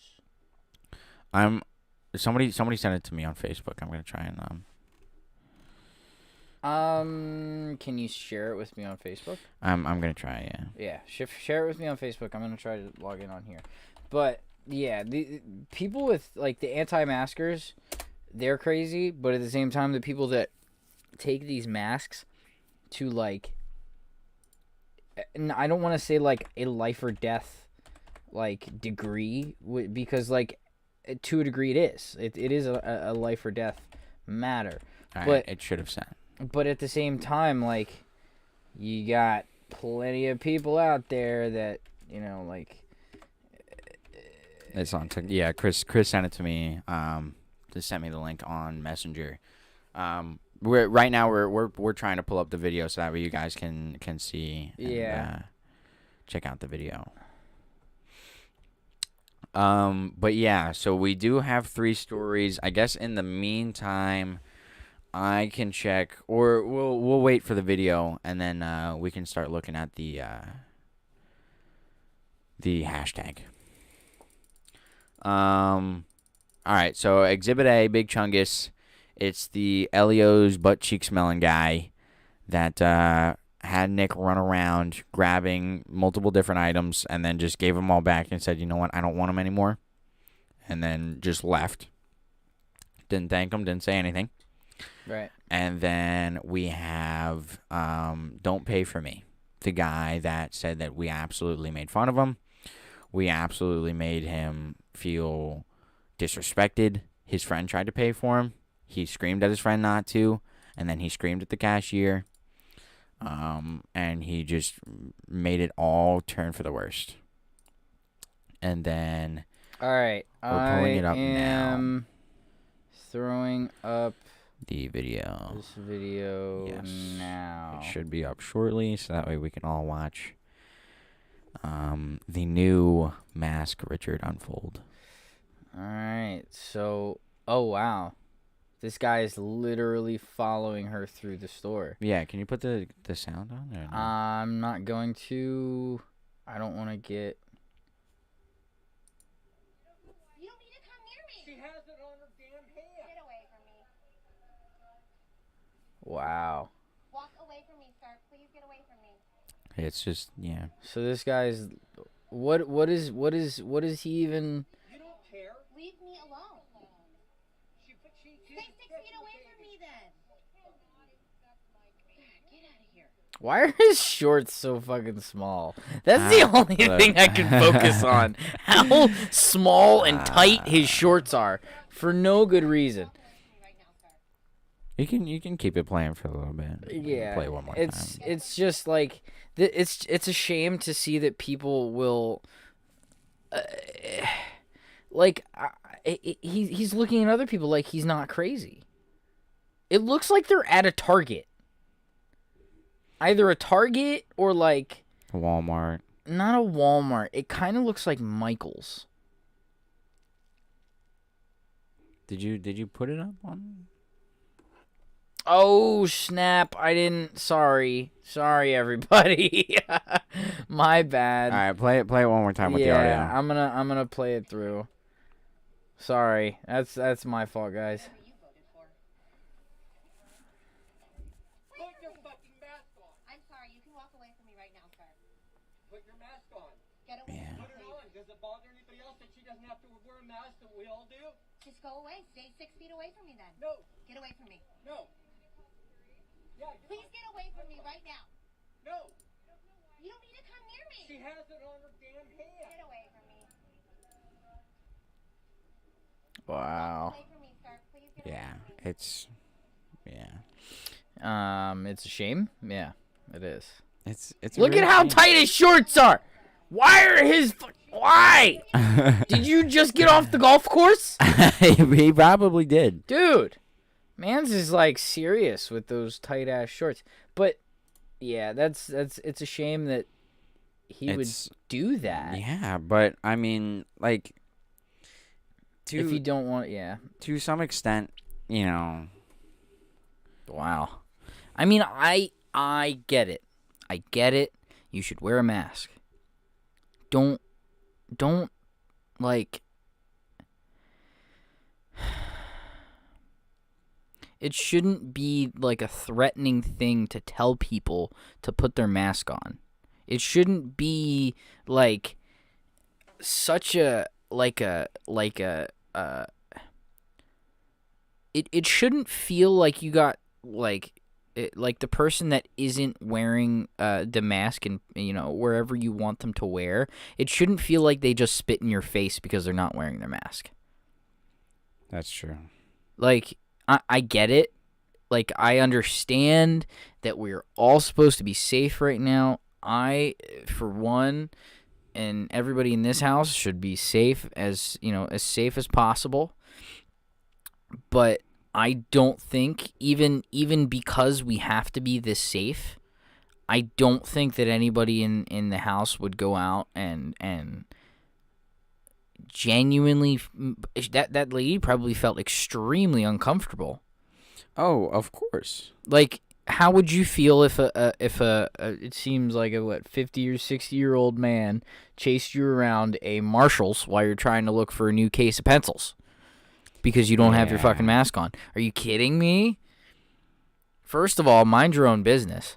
Second of all, if you can't do that, say it a little bit nicer. Excuse me, ma'am. Yeah. I understand you may not want to wear your mask, but it would make probably everybody in this store a little bit more comfortable if you did. Oh, well, I'm sorry. I'm not going to wear my mask. Okay, no problem. Thank you for not being rude. I appreciate it. And then the guy could have walked away. Stay 6 feet away from her if you're really that bad. Do what the other lady was saying. Stay 6 feet away. Stay 6 feet away. That's all Like, it takes. Exactly. Everybody else was wearing their mask. If everybody else is wearing their mask and there's one person in the store that's not wearing their mask, it's not going to kill anybody. Yeah, it's Like, come on. Just mind your own business. Do what you got to do in the store and get out. It's not your time to be, a hero in shining armor. Like, oh, man. I'm going to puff out my chest in this Hawaiian polo shirt and tight shorts, and I'm going to show this lady what for. I'm going to walk up to her and give her the old 1-2 mascaroo. But it was just really, really disgusting. I can tell. Man's kind of creeped me out. I could see like half a bulge going on with those tight ass shorts. That is the 3 stories this week. I spent some time while Nick was talking trying to look at the hashtag on different social medias. And I realized that there's a slight issue. It looks like there is a Italian clothing brand that also has that same hashtag. Okay. Look up while you're on there. So it makes look it a up little bit harder. hashtag MPP. MPP. Mm-hmm. Okay. Maybe that's what we should do. Yeah, there's still 113,000 posts. Jesus Christ. Yeah. I'm gonna look up hashtag Karen of the week. That might have to be the new hashtag. I think most likely somebody out there that's thought of that. Fewer than 100 posts. What? Fewer than 100 posts. Yeah. So hashtag Karen of the week, like full out Karen of the week. Hashtag Karen of the week. It's gonna make it a lot easier to try and find the posts. It will make it a lot easier. There is some disgusting. He's a real dick. There is some disgusting videos on here. Is it really? Oh yeah, we definitely gotta choose one to view.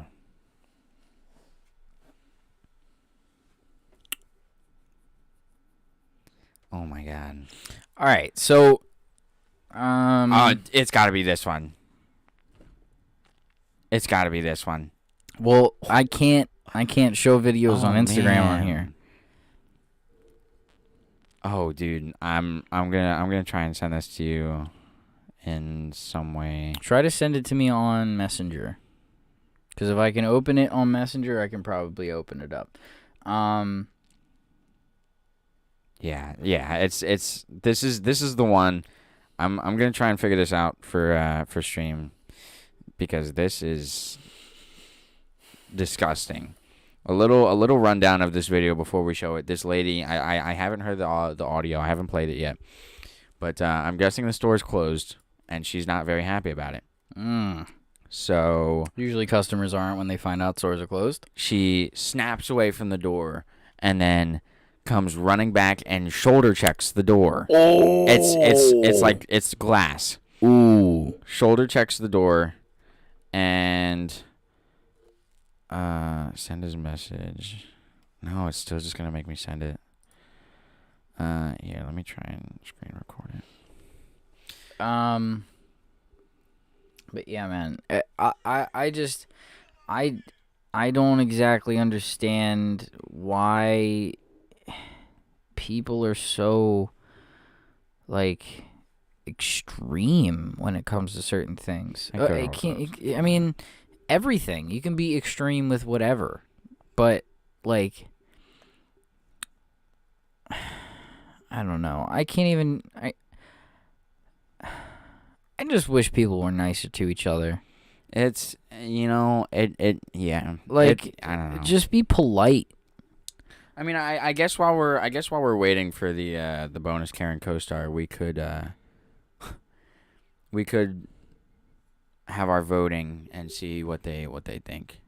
Here's my question for you though, Nick. Should we do it off of the 2 stories we told, or the 3 stories in total of the viral? Well, I honestly think viral will win. You think so? Yeah. Well, no, your Karen was my story was pretty bad. Well, no, didn't you say 3 stories?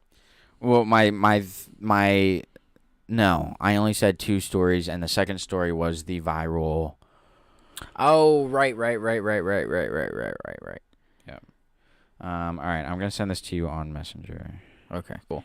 But yeah, I mean, I don't. Why do you have to be like this to people? Okay, it should. Could you rate that on a 1 from 10? That was a pretty solid 8. It was a pretty nice, solid burp. Nice. All right. While we're pulling this up, I think we should do. I'll leave it to the host. Okay. I think we should do our voting on just Exhibit A and B. I feel like viral was kind of like our extra content. All right. So then it was Big Richard and Don't Pay For Me. And Don't Pay For All Me. right. So Yes. Big Richard was my story.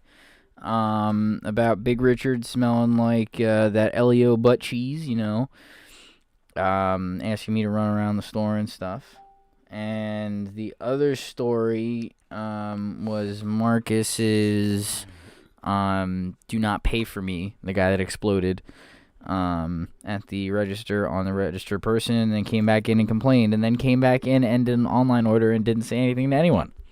Yes. So, in chat. Oh my God. You can. Yeah.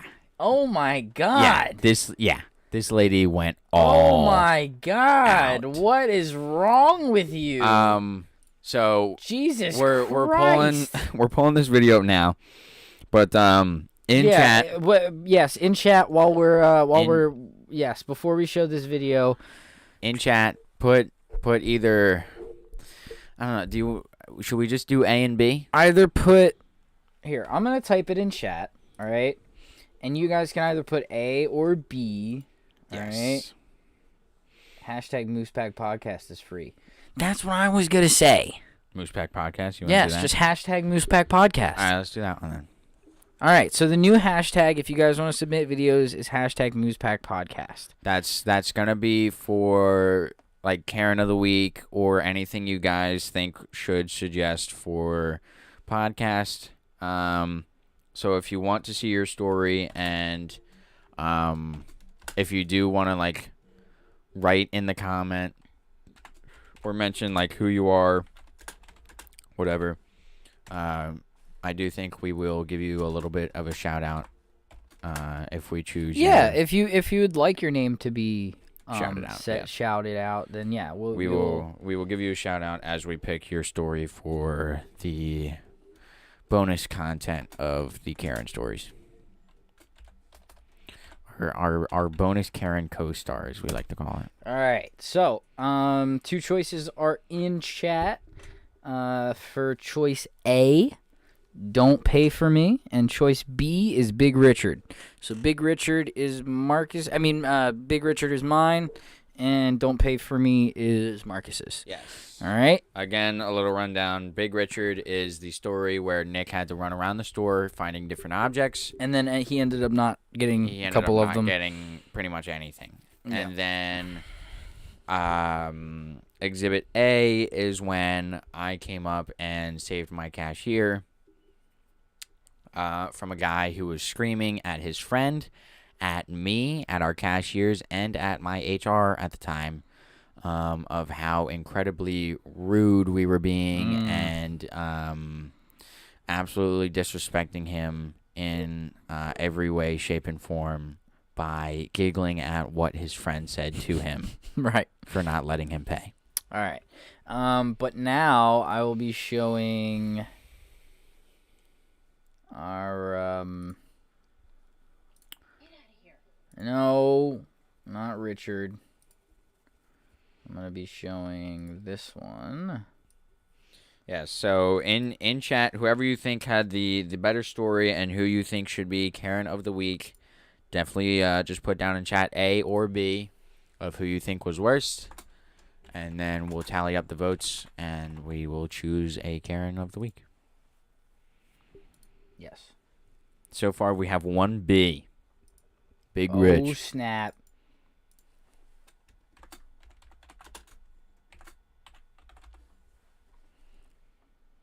Okay. Here's our bonus Karen for the week. Presented to you by Facebook. I got this post off of Instagram, but Yes. Copy. This lady is disgusting. It's really a shame. But at this point, it is what it is. It is what it is. All right, here we go. See if we can pull the volume too. I think we can. All right. Make sure you're projecting it to Hold on. to the viewers. I'm sorry. Okay, all right. Here we go. Nope, wrong one. Hold on. All right, here we go. All right. Hey, who grandmama this is? Bruh. Who missed Sunday dinner? Oh, shit. Oh my God, Sunday dinner.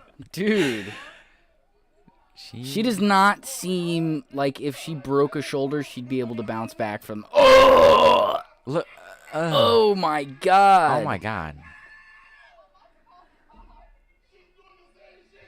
She's. What? This is very funny. But you still need to go. Oh my God. You got a Rona? Oh. She's still. Oh my God. Jesus Christ, dude. Baby girl. Who the fuck is baby girl? Hello? I want to say like she's on something. Hello? Anyway. It doesn't look like it though. Jesus yeah. Christ. Yeah. She Jeez Louise. Oh she my God. went all out. I for can that. tell. Yeah. If she had a concussion, I don't know if. Listen, some people just should not be allowed in public, No. and that's a prime example of That. who should not be allowed in public. Yeah. That was. Yeah. Yep. That I'm baffled from that video to see that there's like actually people out there like that. Like granted, we don't know anything about this woman. We don't know what happened. We don't True. know why she was outside. We don't know why she was trying to break the glass or do what she was doing for the inside. Right. But she Chris said crack is good. Crack is good. Yeah, it's Cocaine's the hell of a drug. She If anybody knows who says that, put that in the chat. she really went all out. Yeah. Still Man said so, the man's in the video was like, "This is some I Am Legend shit." Like, he said whose grandmama is this? yo, Still only one B though. just So one B, so we only yeah. got one vote. Viewers, again, if you would like to vote on who is the Karen of the week, Yeah, please vote in just- in the chat. yeah, just type in chat A or B. A or B. We only have one B, so as far as I'm concerned, I won. The B story is Nick going around the store finding items Yes. just for that guest to then want to return them and not Yes. buy anything that he got for them. And then story A is, again, me helping out this guest, saying that we all made fun of him, made him look stupid, made him feel stupid, Right. and we were not so What are you watching that on? fast and friendly. I'm watching the podcast. You're just watching the podcast? Yeah. Okay. We were not so fast and friendly with the checkout process. Okay. So All right. yes, Yeah. A or B. What do you want to give it to, like 9? We'll decide decide it at the end. We'll let everybody settle in. We're fine. I don't think we're in a rush to find out who the Karen is. I want to know. Please, please drop your decision in the chat as soon as possible. Because if you don't drop it, it will not be counted. All right. Yes. Okay. All right. Cool. I am very excited to get more Karen content though. Yes, we need more Karen content, and you can do it on anything. Facebook is really easy because I can pull it up on here. As long as you put hashtag MoosePackPodcast on the post, you can even comment it, right? If you comment hashtag MoosePackPodcast, it will get sent to a hashtag group, which, as far as I know, nobody's named MoosePack Podcast on YouTube or anything else. So it should be sent to a group of hashtags together. Which we will then search through, find, and collectively choose a Karen as our bonus Karen. Yes. This week we stumbled a little bit, but I feel like next week we will have it chosen before the podcast. Yes, before the podcast. But got to give a shout out to Chris, sent it to us, right? No, this one. Well, Chris sent me Masked Richard. Richard, yes, we will drop in Chris a little shout out. He threw us that. Thank that you, video. Chris. That video. Although I feel like a couple other people sent me that video as well. I can't recall who, but I've seen that. Like, I saw that video firsthand on TikTok, the app itself. Yeah, I did not. And then, but that was after I saw it that Chris sent it to me. Right.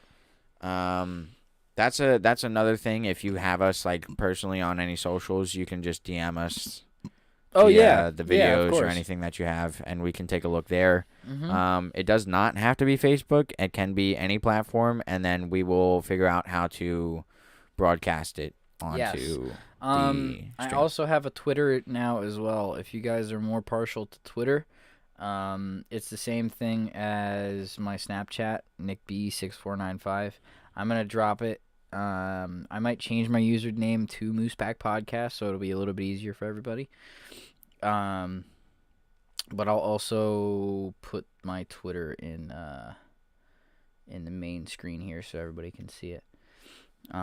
If you have Marcus, though, definitely send them to him or send them to me, whatever you decide. All right? Okay. All right? Okay. All right. So, what are we closing off on? Closing off? Yeah. Well, like, not closing off right now, but like our ending topic. Our ending topic. I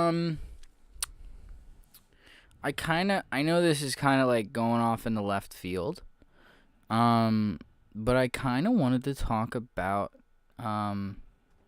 elementary school. Okay. Now not specifically our, experience in elementary school. Right. More towards what do you think? How safe do you really think they can get these younger kids to be in terms of staying away from other people, staying the 6 feet apart, like with everything that's going on with COVID? I think if it is mandatory for them to bring classes in and have classes, it needs to be set down to 10 people in a room. Right. They obviously have to be spaced out. Right. I saw in our local elementary school they have like cubicles now. Yes, for the they kids. do. Yes, they do have cubicles. Nate, he has to wear a mask to school, so they're obviously doing like the very like baseline like things for the kids, you know, like you have to stay a certain amount apart, you have to have your mask, you know, everything like that. You can't bring food into school. That makes sense.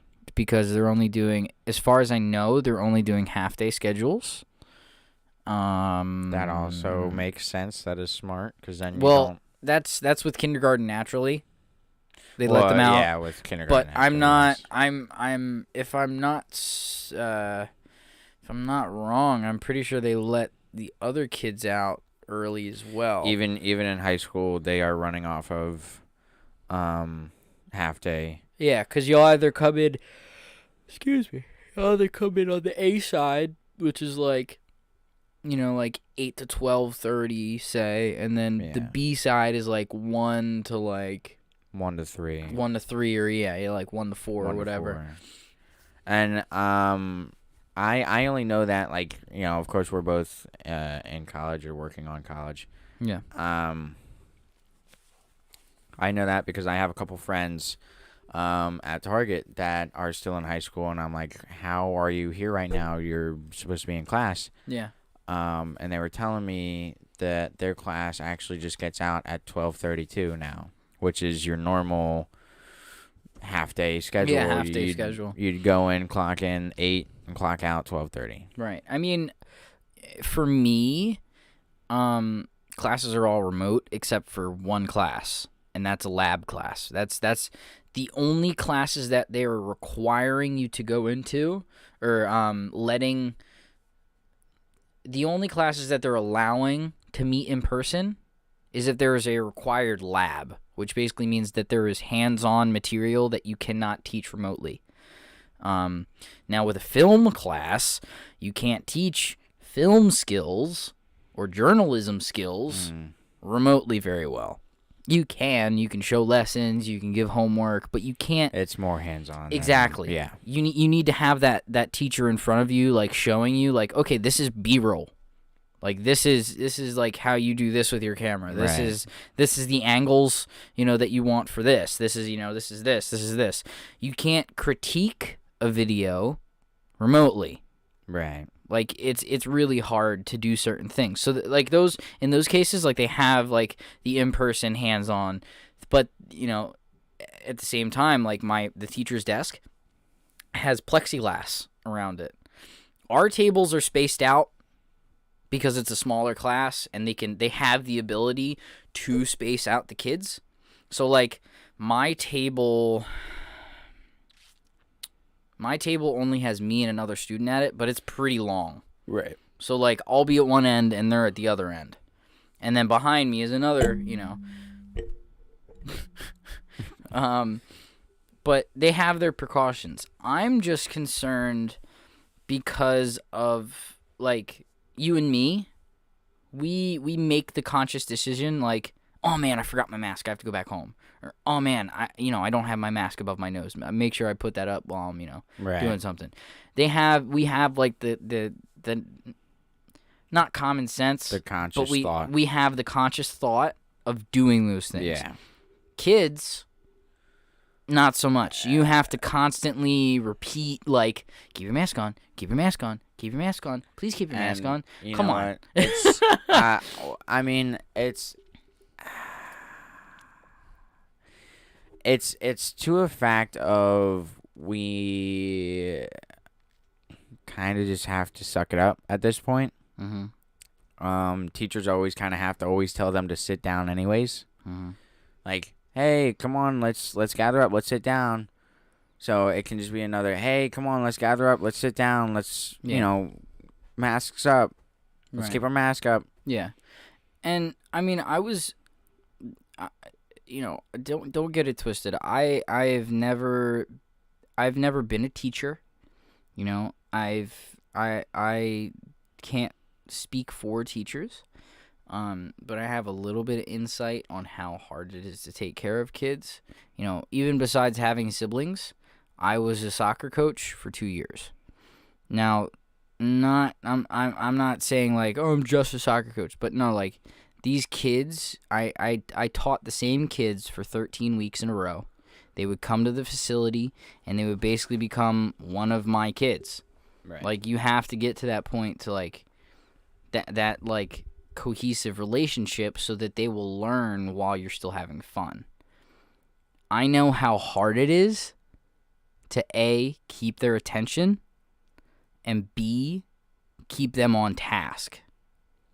Right. So, now you have a third thing in the midst. Like, now you have to make sure that all of your kids have their masks on, and all of your kids make sure that they hand sanitize, make sure that they wash their hands after they're done in the bathroom, make sure that they don't touch their mask while they're sitting in class.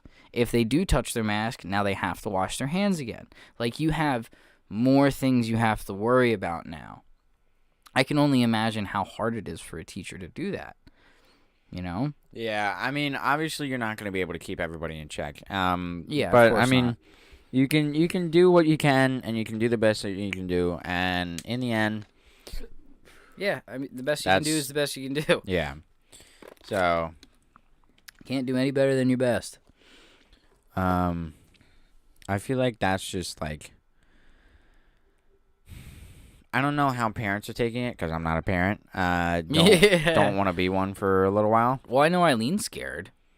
Well, not scared because she knows like the things that they're doing in the classroom. Right. Like, she can see that, but like, she's scared because there was already a case in Nate's like classroom. I feel like it should be taken up to the fact of not just the teacher is responsible for the kids. Like, parents at home should be setting demonstrations like, hey, look, I'm keeping my mask up. I have my mask up. Why don't you keep yours up? Yeah. Like they would do with dinner. Like, oh, look, I finished my plate. Everybody else finished their plate. Yes. Why I don't get that. you? Yes. Why don't you get Set an example. Yes. Now, at the same time, I do, knowing how kids are, if you give them something that's like kind of cool, they're going to do it. They're going to want to do it.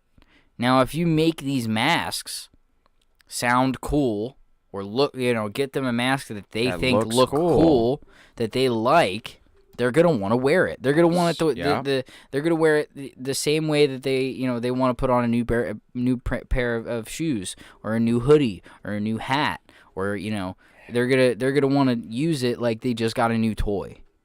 Yep. So if you make it a positive, they're going to take it and use it as a positive. Yep. Now, if you're those people that don't enjoy wearing masks, is very vocal about it, or like you're actively not wearing masks, or you're on the other side of the card, and you're still expecting your child to go to school and everything like that, and if you flip it the other way, like fold it in towards the tablet, do the same, yeah, and that'll, yep. But like, if you have those negatives around, they're gonna take it as that negative. Like, children are very, very malleable, very, very malleable, and you can't let certain things just fall through the cracks. Yeah. Because if you don't teach them that safety factor, they're like, what example do they have to go off of? What reason do they have to keep that mask on? Like, what? If you don't make it a positive or make it important to them, now don't drill it into their heads, because they're gonna want it to do if they don't want to do it and you try to drill it into their head like it's like, yeah, you gotta wear your mask at school. I can't believe your teacher told me that you take your mask off all the time. Da, da, da, da. That is a bad thing. That is a negative. You're giving them a negative. Well, they're not gonna want to. They're not gonna want to listen to you or their teacher. Yeah. Make it a positive. Make everything a positive. You want to wear your mask? Awesome. I'll get you a brand new Spider-Man mask. Or I'll get you a brand new whatever mask. Masks are cheap as hell. Fushigi? Fushigi. Fushigi? Kids loved the fushigi, most useless thing ever. Listen, I understand that you bought me the fushigi ball forever ago for Christmas. That doesn't mean you can keep bringing it around, all right? Oh, was that like the balance ball or whatever? Yeah, it was like that heavy glass ball that was like, make the ball levitate on your hands. Oh, my God. No, it didn't. It was just a heavy glass ball that you had to learn how to, like, suction cup to your hand. Well, you had to, like, learn to balance it. It wasn't magic at all. No, of course it wasn't magic. Well, that's what they made it out to be. The magic Fushigi ball. The magic of Fushigi. I swear to God, dude. The magic of Fushigi. Homie. It came with a DVD on how to do it. I know it came with a DVD, and I watched the DVD. It was very complicated. You still didn't know how to do it. I also got the Chris Angel magic kit and tried to watch. I tried to watch the DVD that came with the Chris Angel magic kit, and it was trash. But anyway, I got the Chris Angel magic kit. Yeah, oh, man, Chris Angel's fucking weird. But no, yeah, they just need to make it. Parents need to step it up. Whoa. I'm like not specify Rubik's Cube, but you had to have it though. See, there you go. Make glass ball masks. But no, some parents need to step it up. Some parents don't care, and some parents just let their kids run around with no mask on. Right. And I don't think that's the brightest idea in any way. It's like the same people that say that they have medical exempt cards.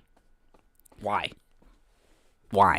If you Why? are medically impaired, you should be going to the store. I was going to say, wouldn't you think it's, 1, smarter to not go to the store, or 2, smarter to wear some sort of face covering?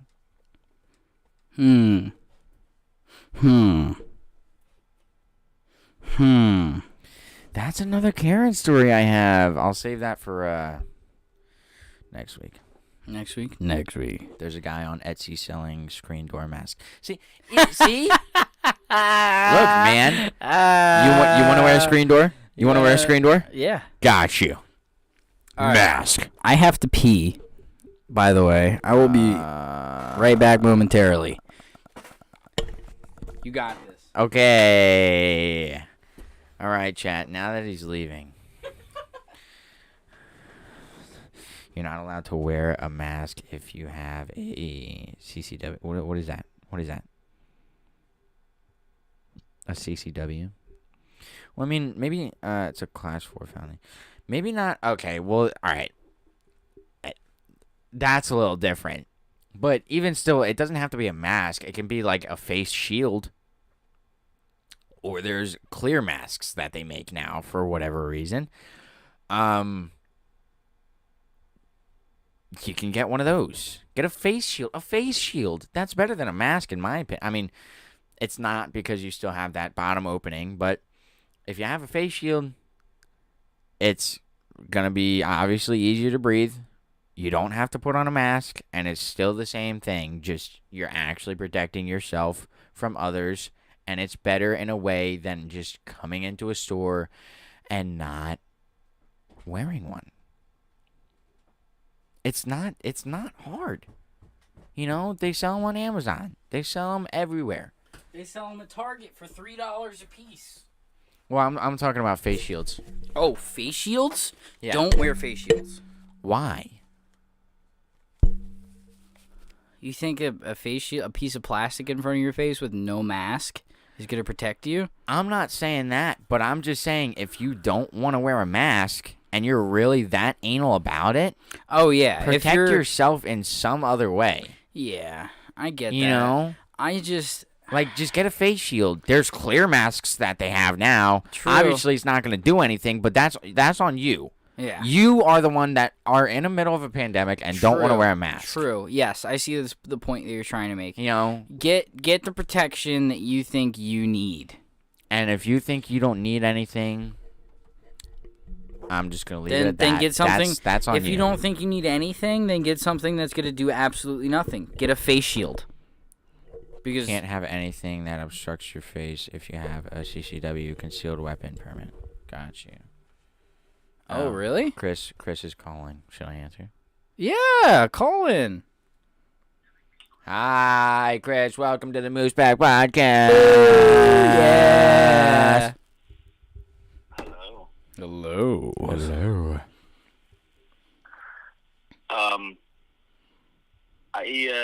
I wanted to bring up a topic. You said how, like, with the face shields that you can't breathe, that you could still suck it in air. Yes. I just wanted to comment on that real fast. Okay. So I work in air quality, and a lot of the time when we're putting in equipment, we gotta cut drywall out. All right. Okay. All right. We wear the N95 mask when we're cutting drywall because of how bad silica dust is. That's Right. the new asbestos. Right. Okay. When we put them on, when we take them off, our face is covered in silica dust. It goes right down your nose, on the side of your face. You can't avoid it. Right. Now, with that, them particles, the silica particles, are almost 1,000,000 times larger than the COVID virus. The Right. COVID virus is only 4 microns large. Right. It's roughly bigger than an atom. Right. So the concept that's like a very smart man once told me, if I can fart through 2 layers of clothing and still smell it, that fucking mask ain't doing shit. Very true. But at the same time, I look at masks like it at least covers your mouth from you spitting on someone. Now, the face shield does the same thing, but when you got the face shield on, there's literally that's literally all it's doing. It's a spit guard. That's it. Well, the CDC is now proving that if you wear a mask, you can actually get COVID faster. I mean that also depends on. I'm gonna say that depends on. I have the reason for you, because we actually talked about this in one of our classes when we were going over humidity. Okay. When you breathe, that's moisture. It's heat. Creates water vapor, and it's stuck on the mask now. Right, makes sense. And That you mask- you can see that when you have glasses on and you fog up your glasses. Yes. Any type of moisture can hold bacteria if it's constant. So now you have a humid and dark spot that's creating bacteria. Bacteria that you're now breathing in on a constant level that lowers your immune system. That makes sense. Holy fuck. That makes too much sense. Yeah, but still, okay, but it's still the fact of, even though, regardless, you can be the cleanest person on earth and still have bacteria all over your house. True. Oh, I 100% agree. But- My mom always told me when I was a kid, you got to eat a pound of dirt before you die. It's everywhere. Yeah. And yeah, I totally get what you're saying though, Chris. Like, you're literally, like, with that mask on and the moisture that you're putting out through just breathing, it's enough moisture to hold something. And depending on how long you wear it, you know, for us, it's hours and hours of wearing this mask, and whatever we're breathing in and then putting out into our mask, that whatever we're putting out into our mask is getting stuck to that humidity and that spit and whatever comes out of our mouth and nose and staying inside of our mask. So I see where you're coming from, but That's also the purpose of a mask.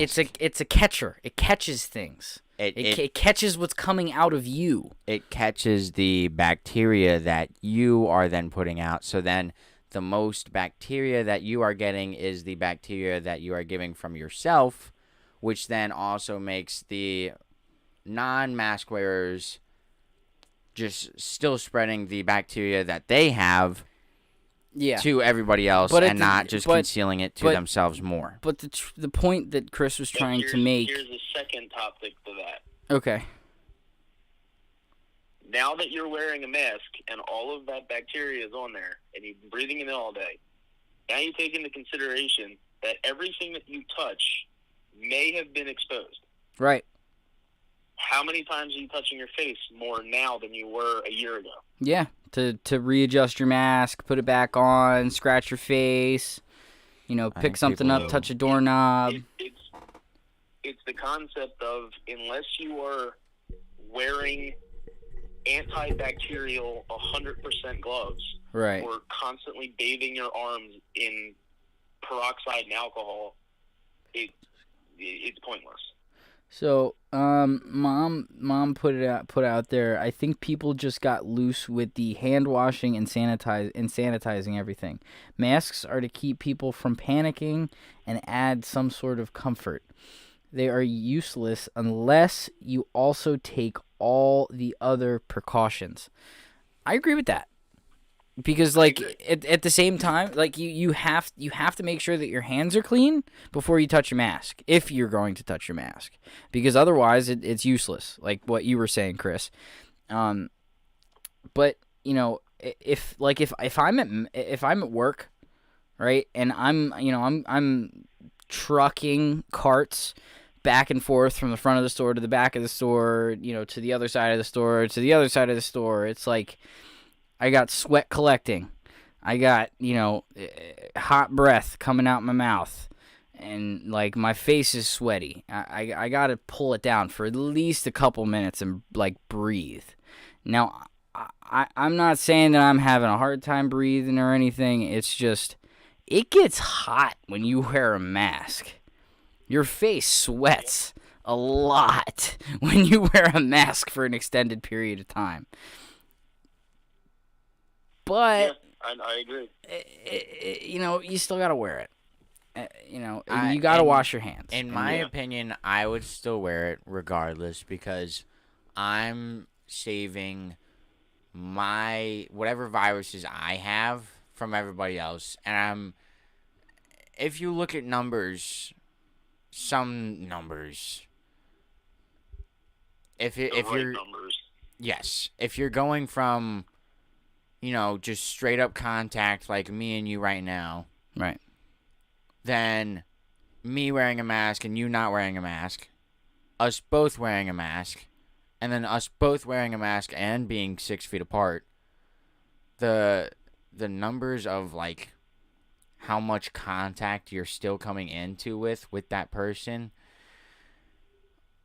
are obviously going to be a lot nicer than two people not wearing masks. With each precaution that you follow that gets added to the pile, you're obviously being more and more safe. So, you and me right now talking across from each other, we're probably about probably about 5 feet apart, 4 or 5 feet apart. Yeah, I'd say 3 well, to 4 this feet desk apart. this desk from here to there is 4 foot long, or just about 4 foot long. We're probably 4 feet apart. We're probably 4 or 5 feet apart. So we're a pretty high risk, situation here if we were sick. Now, if we washed our hands and put masks on, the risk would be lower.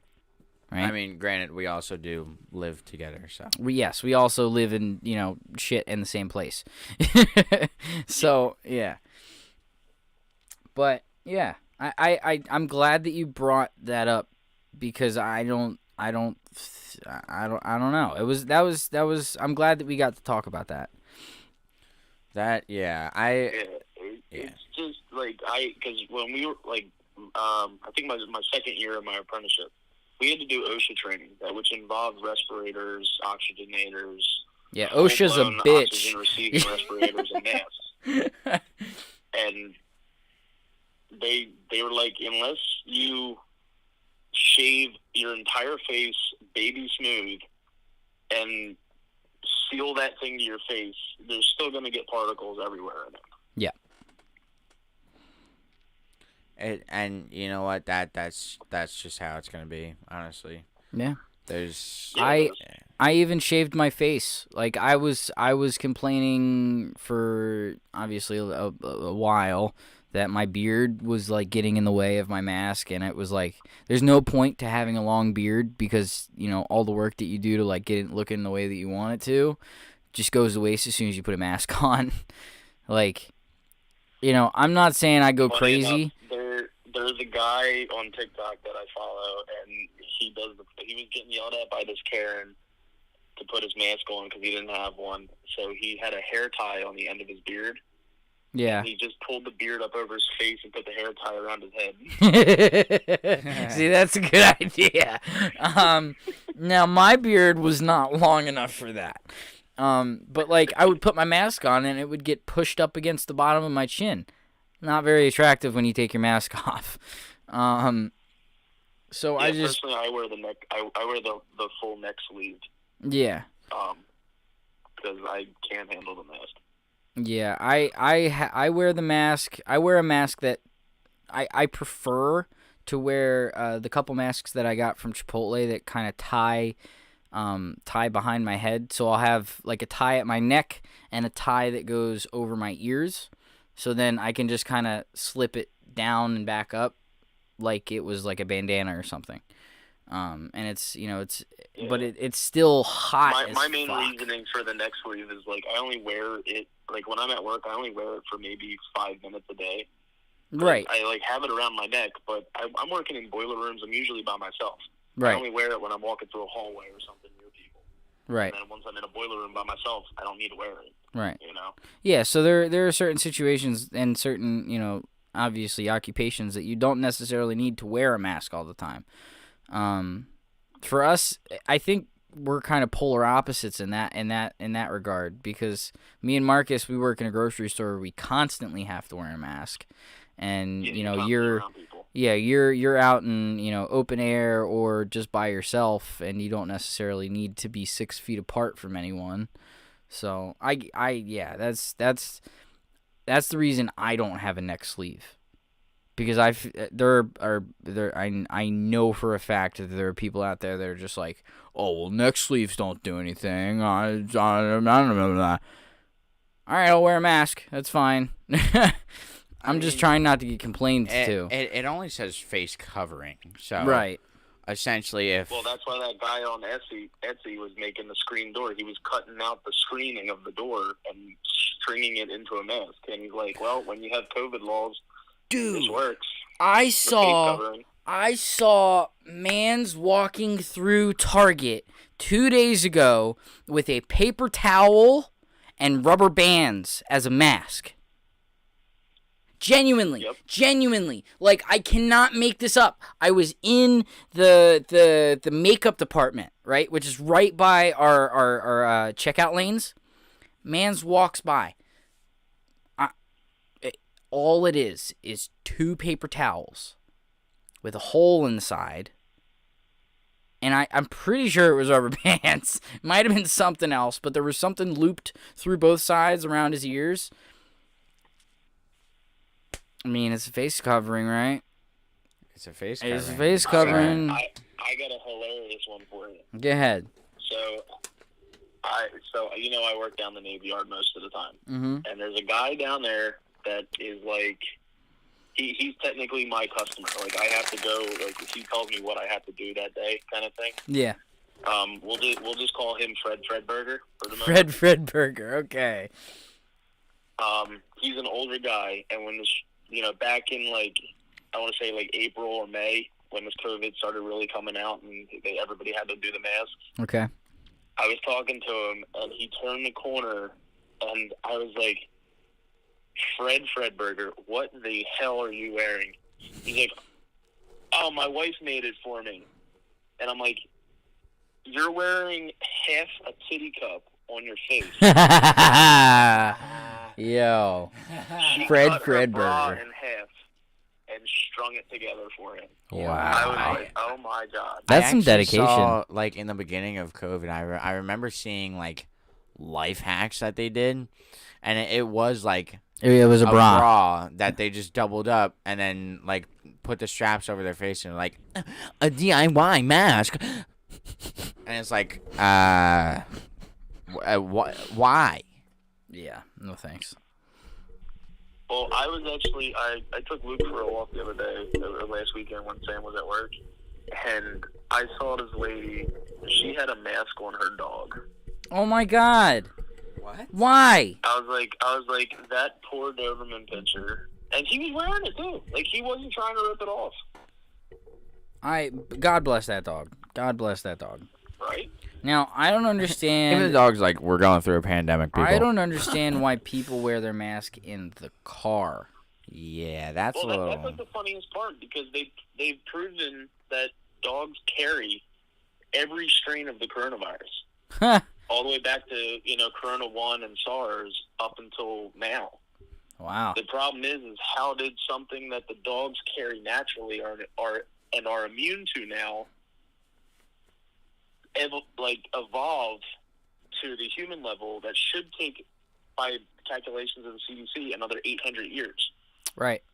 That's where the theory of not the theory. It's a pretty strong theory that when it was where it came from, quote unquote.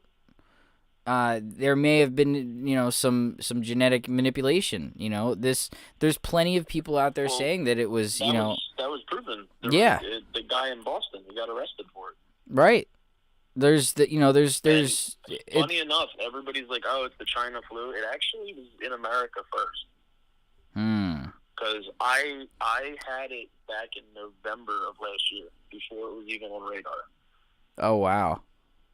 Honestly, Yeah, I was I sick think for the entire month of November. Me and Marcus were talking about it. I think me and him kind of both had it already. I think we had it. There was a time when we were in school, around like January or February of this year, that everybody was going down and out of school, and it was for like weeks upon end. And they finally came back after a little bit, and they were better. Yeah. But and it was an undiagnosed flu. Right. Yeah, everybody it was just like, we were kind of just sick with the flu. Everybody was just like, I just kind of had the flu. I had a cold. I had a cold. I had a flu. I had a cold. Whatever. And now it's all of a sudden that, it's the coronavirus. If me and you haven't had it already, all the way back in I'd June, be surprised. People may have had it of last year. Really? Yeah. Wow. It was just. I mean, there was right around the same time anthrax came out. So obviously, the government knew about it way before we did. They just didn't act on it. There was nothing. There was nothing said about it or announced. Bill Gates definitely acted on it because in 2014 he patented it. Wait, what? There is a government patent for Bill Gates and Fauci on coronavirus. Wow. Mm-hmm. And that's. I think we gotta have a whole podcast about conspiracy theory. Like this is definitely we're gonna have. We're probably have me on for a conspiracy theory. Yes, because I love talking about conspiracy theories, and it's gonna happen. I'm just it's a gonna crazy happen. idiot. It's gonna happen. Yeah. I know how we can. I'll talk to you after stream about how we can get Chris on here. I actually saw a video today about it. It might we can do it through Discord. We can do it. Yeah, we can get it figured out. I do not have a Discord. It's okay. It's all right. We'll make it work. You're gonna make one. We'll make it work, Mike. Okay. All right, Chris. Thank you for your topics. I appreciate it. Thank you for stopping on the MoosePack Podcast, Chris. As always, it is very appreciated. All right. Oh, and Nick, real quick. Yes. I resent the video and I tried to upload it to YouTube. It did work. I downloaded it in the second email that you sent me. I downloaded it. I have it on my thing now. I was wondering if you wanted me to make one for Karen of the Week. Wow. Very Chop official. something up. Why not? Chop it up. All right, I'll work on it this weekend. Awesome. Thank you, Chris. I appreciate your help. All right, I'll try to get like a screaming goat or something as the back voice. Yes. All right. Thanks, Chris. Chris, it is always appreciated that you come guys. on. Have a good night. And that was the lovely Chris. Back at it again. That was Chris. Yes, it was. The last 30 minutes of the podcast. 30 minutes of the podcast. The last 30 minutes. The 27 last minutes. 30 minutes of the Last podcast. 27 minutes of the podcast. But yeah, I remember hearing things. I mean, there are plenty of people saying that the government knew about it. The government, if our government did not know about the coronavirus, at least a couple months before they announced it to everybody, there's something wrong with our government. Genuinely, there's something wrong with the government if they didn't already know. I think, honestly, they knew. They didn't say anything about it. And, it's a possibility it was planned. I don't know about planned. I think more along the lines of they're using it to their advantage. At least currently. Why would you say that it was planned? It was clearly stated that, most people were getting sick. But when it first came out, they were saying it was targeting older people and newborns, Yes. right? Which could be, condensing and breaking down the population of the Earth and controlling it to be like a set So group of people. you're saying that this was kind of like a Definitely population control, but they were trying to not start a that mass panic. I yeah. can see it being a mass population control. Think about it, right? Everybody was saying that it targeted older people and newborns because their immune systems were just not built up for it. Right. And people of high risk. But now they're saying that people in June could have had it. Right. People, here and there could have had it. Anybody could have had it. Yeah, I mean, if I'm not mistaken, there was reports of it. There was reports given to the government as a whole as early as November of that year.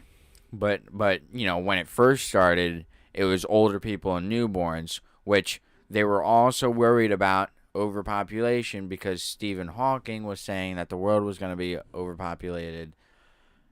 And yeah, overpopulation. Overpopulation is a problem. So they were targeting older people and newborns because they felt. That's what I think. Yeah. I don't know what to believe, because there's plenty of forces out there that would want to bring nothing but pain, to opposing countries. I'm not putting any labels or anything out there. It's literally just a broad statement, but there are places out there that just want to hurt other countries or other places, other people. And there are other countries out there that are just trying to get political gain, and cripple the competition. Now, if that's the case, if if one of these other countries released this virus on purpose, right? Which is very hard to do. Well, not very hard to do, but you could do it. Now, if that was the case, like, why? And I don't want to say why, but like, in my opinion, it's not hard to do. It's easier to do. Take it this way. it's harder to do than it was 50 years ago when the internet wasn't around. I wouldn't say so. Yes. Oh, 100%. 100%. I can tell you why. Well, why do you think that it's harder? Well, I think it's harder now to do anything. I think it's harder now. You could have hit a murder 50 years ago easier than you could have today. There's plenty of cases that have gone unsolved because they can't find bodies, or they have no other record to go off of. They didn't have satellite imaging or anything like that they could use. There are plenty of instances of people solving murders because of Google Maps. I mean, I don't think so. I don't think it's that hard, because I think it's also, if it's going to be released on purpose, it's going to be a controlled situation. Right. Now, I'm not saying it's hard to believe, because I kind of believe that. I think that it was Russia did it with anthrax and biological warfare during the Cold War. Yeah. Nature is constantly moving and will always find a Well, balance. anthrax is a substance that has no taste or smell and is virtually indetectable. Yeah, but I mean, you can't taste coronavirus. Well, obviously. I'm just saying. But like, anthrax was such a problem because they couldn't track it. They couldn't you can't track a substance. You can't seek out a substance that doesn't have a taste or a smell. Because if you're going to use dogs to find these, right? If you're going to, you get your leads, you get everything like that, and you get, dogs, they can't smell these. I mean, it's the same thing with coronavirus. You can't smell it. You can't taste it. Right, but you can track it.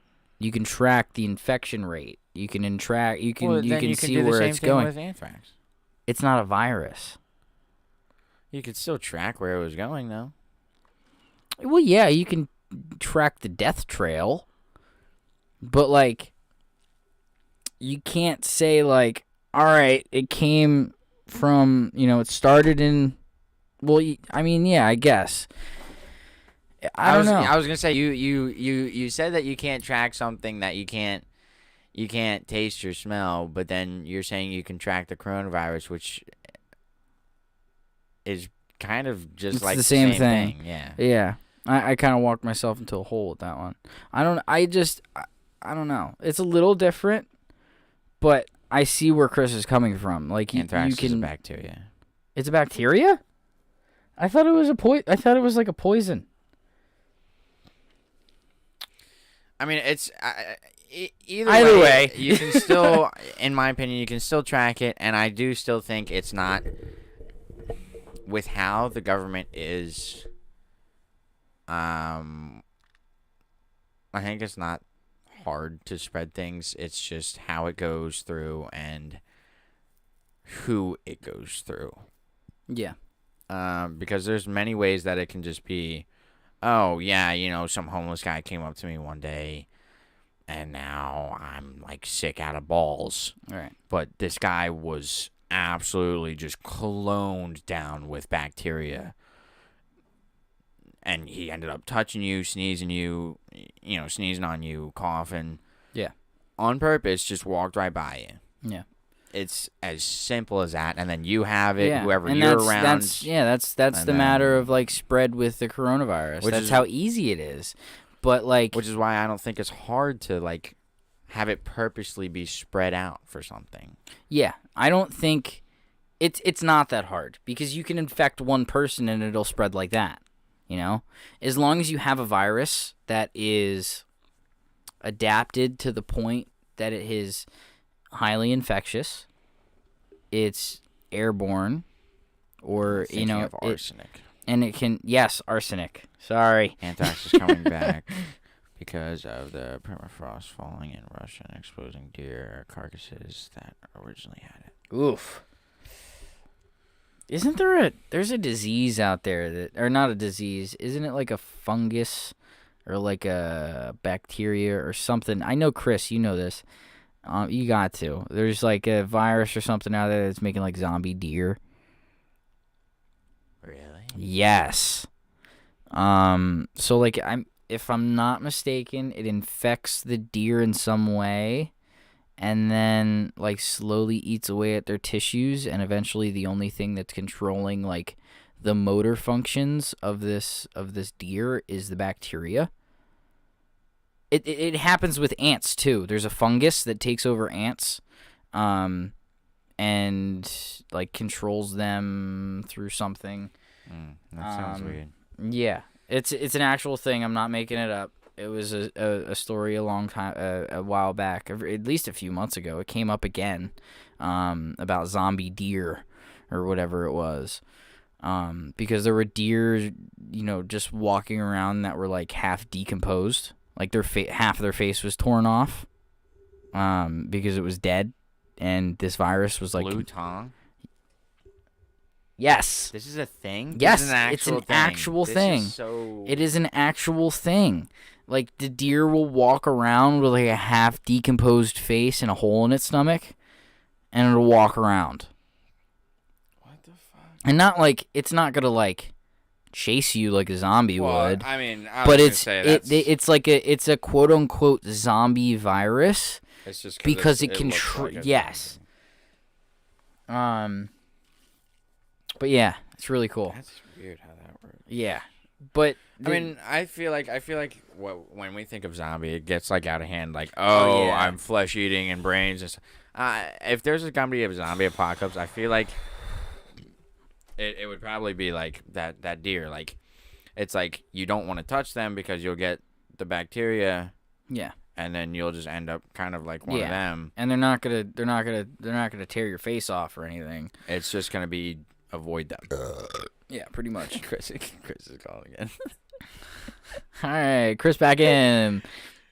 Yay, Chris is back. Welcome back, Chris.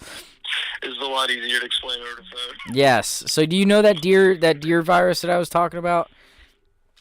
Yeah, it's been happening for a few years now. Okay. So blue tongue is a bacterial infection that causes the jaw and the tongue to swell immensely. And what happens is, while the deer is still alive, well, I mean, they're always alive, but what's happening is that bacteria gets in the tongue cells and it swells up, and it causes such immense pain that the deer start drinking water because it's the only thing that soothes the pain. And they basically drink so much that they drown themselves. And it causes their stomach to create ulcers and break down, and they're basically until they fall over and die, they're just rotting from the inside out, because once they drink, that bacteria is now eating away at their stomach. Yep. And not just their face. Mm-hmm. And it's a horrible thing. Mm-hmm. That's like I said, it's a quote unquote zombie virus because yes, the deer look like zombies because that bacteria is eating away at them. Yeah, we when I went hunting like 2 years ago, we actually had to down a few does that had it, and it was rough to watch.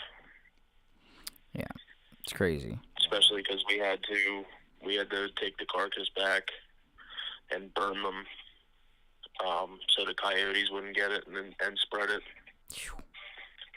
Because the other problem is, if the deer keel over and die, and now it's infecting the water, and more deer, more creatures, more animals, like insects and rabbits and all that stuff, especially ticks. Ticks soak that in, and now you have a super tick that's going to spread that. And it is contractable to humans. Yikes. Yeah. So if you see any zombie deer around, If you see any zombie deer around, run the other direction. No, don't run the other direction. Kill it and burn it. Kill it and burn You it. got to get rid of it because it will affect other things. Yeah. Well, I mean, if that's the case, it's then bullshit. how is that not being spread right now? Because there's no way it's been controlled enough to where the fact of one didn't just die off the side of the road and then one didn't get eaten or infect someone. You know, like I feel like that's Well, it's obviously Too high of a it's possibility. obviously a pervasive problem. The problem is, us living in a first world country, we're not drinking stream water. Yeah. It's not an issue for us. We're drinking water that's heavily chlorinated, heavily chemical cleaned, and all this. I mean, like, I've worked in water treatment plants. Trust me, if you saw what happened there, you would not drink tap water. But it's clean to that to that point. It's the same concept, like, don't drink out of a creek, don't drink out of the river kind of thing. Yeah. Because it can happen. Like if you drink water out of the Delaware River, you could get ick. God forbid there's a fish in there that's close enough to you that's got ick. And Now- you could get it. Now what is ick? Just to explain. Ick? Yes. Ick is a mucus that forms on the fish's gills and suffocates them. And you can actually get that in your lung, and it goes on your pupae of your lung and will swell up. It's basically like a weird kind of pneumonia. Okay. Wow. That's yeah. Most of the time it's common with like fish that you keep in your house. They actually sell medicine. It's called ick. Yeah, ick be gone, and it's just like fish flakes. You feed it to them, and it's gone in 2 days. Oh wow. But Okay. it can be bad. Yeah. I mean, that just shows like, I mean, anything can. I'm not gonna say anything can get you sick, but some things that you wouldn't really necessarily think of, like just going to maybe just going to swim in the for river. sakes, there's people in California who are getting the bubonic plague. Yeah. That's back. Yeah. I remember hearing about a few years ago, or not a few years ago, this was a while ago. I can't remember specifically, but I remember something coming up about people, like I guess archaeologists of, some kind of researchers going to a site to, just do another dig or whatever, and they uncover a body that's infected or still has active bacteria or whatever the bubonic plague is on it, right? Mm-hmm. So they uncover this body, and they go into this little like tomb-like area, not really a tomb, kind of just a place that this thing was sealed off in, and there's active viruses on this body still to this day that otherwise would have been eradicated. Like, the bubonic plague has not been, I mean, at least in the States, or, hasn't been on a large scale in a long time. Well, like it was pretty recent. I think maybe a little less than a year. No, I think it was last year. They were digging up an old Civil War gravesite to relocate the graves and build a church on the hollow ground. And when they were digging up the bodies, since they weren't encased in cement like they are nowadays, when they dug the bodies up, the wood was decayed, but the bones and everything was still there, and they got smallpox from it. Fucking smallpox. That's another thing. Hey, anti-vaxxer parents, get your fucking kids vaccinated so we don't get smallpox again. Look what's happening in Lakewood, New Jersey right now. Smallpox. No, not smallpox, the mumps. Oh, the mumps are back. The entire town of Lakewood, all the Orthodox Jews in Lakewood, they're all quarantined because they all have the mumps because they don't get the vaccine for the mumps anymore. And that and polio. Yeah, polio's coming back. Polio's a pervasive problem in Mexico, if I'm not mistaken. Not as much in the States anymore because we have the polio vaccine, but because there are parents and people that don't exactly like vaccines, they're like, "Yep, it's fine." The other one coming back in the northern states and Canada is diphtheria. What is that? It's basically the coronavirus times 10. Nice. So glad you're there's something worse than bedridden. coronavirus. It makes it gives us something to look forward to in the next couple years. We get to look forward to something worse than the coronavirus. We'll be getting off of That's more like colder areas. It's not.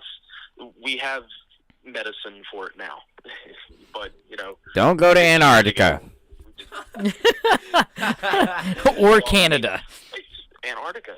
They were digging up core samples in Antarctica, like 6 miles down through millions of years old with ice, and now they're bringing up bacteria that could kill all of us. Dumbass. Yeah, that the case. Right, that we're alive while there were They fucking now think that this bacteria may have been what wiped the dinosaurs out. right. So there's there's fucking things that were alive when plants were 10 times what they are now, and there were animals roaming the Earth that are 10 times the size of what 10, they are now. 10 times what times. There's a place in Sweden called the Seed Factory, the Seed Tree. It has everything. Yeah, it has every last seed. Well, Everything. there's seed depositories in certain places too. Like I don't want to say Antarctica, Well, but I know Sweden- somewhere Sweden cold. has like animal, like eggs and sperm, Right. and they also have the largest stockpile of every known virus, bacteria, and everything Right. Right. just And sitting there. right. And that's it's kind of sketch. But honestly, it's okay. we only know This like is what happened 6% during of the Cold War. It ocean. was all biological. Yeah. We only know like 6% of the ocean, anyways. Yeah. So We've only explored, anything can be anywhere. Yeah, we could still have Well, megalodons. because of the movie The Megalodon, the Meg, Yeah. the movie The Meg, they're now thinking that the bottom of the Mariana Trench isn't the bottom of the Mariana Trench. We could have mermaids. Yeah. You don't know. You Well, don't know. you- No, you can't fight against it. You don't know. Did you see the picture of the mermaid they found in Mexico? Yeah. The real tiny one? No, look it up. It's hilarious. It's this Mexican dude in like a tankini in a trash bag up to his feet and a broom on his end of his feet. It's hilarious. Oh no, I saw I'm pretty sure it was just special effects, but I saw somebody they were holding like an actual like really really tiny like I guess what you would call a mermaid skeleton, and it looked like a really small like person, and then at the end it had like the bones of a tail. Obviously could still be fake and special effects, but You're talking about the little two-eyed squid thing that they found in Indonesia. oh, I guess so. I have no idea. I don't know. I literally just Yeah, looked it up kinda Mexican looked like a mermaid, and it was little just tiny, like it kind of looked like a fairy, but without wings. It was real small. I don't know. I saw something. I don't know where I found it. It wasn't a reliable source, so that's all I'm saying. it's all right. I mean, even if it was, the Men in Black somewhere would take it down. Yeah. Everything in the Men in Black could be real too. You don't know. Exactly. Yeah, No. exactly. You won't know. But That's Even why, if like, you the end up foundation finding out, is still you possible. still won't remember it.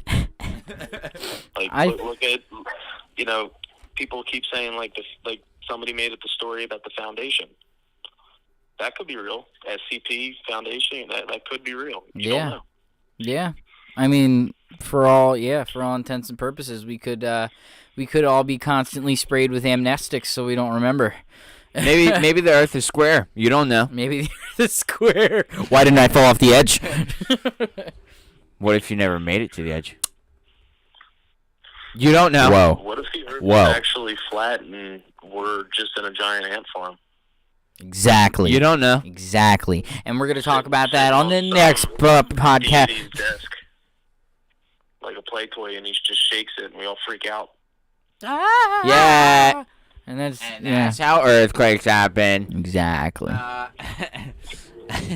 Every time we get Every time we get an earthquake, Cthulhu he just snores at the bottom of the Mariana Trench. Every time. Cthulhu. Every time we have a tsunami, that's the megalodon trying to come out of its hole. Oh man, what's Cthulhu's mother's name? That thing is terrifying. I Sure. on the tip of my tongue. Cthulhu. I used to know all of them. God, I don't remember anymore.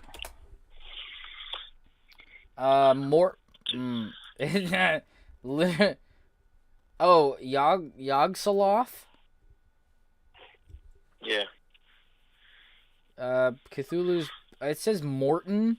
Cthulhu's parent is the deity Nug, itself the offspring of Yog-Sothoth and I don't want to say that other word because it sounds a little racially charged.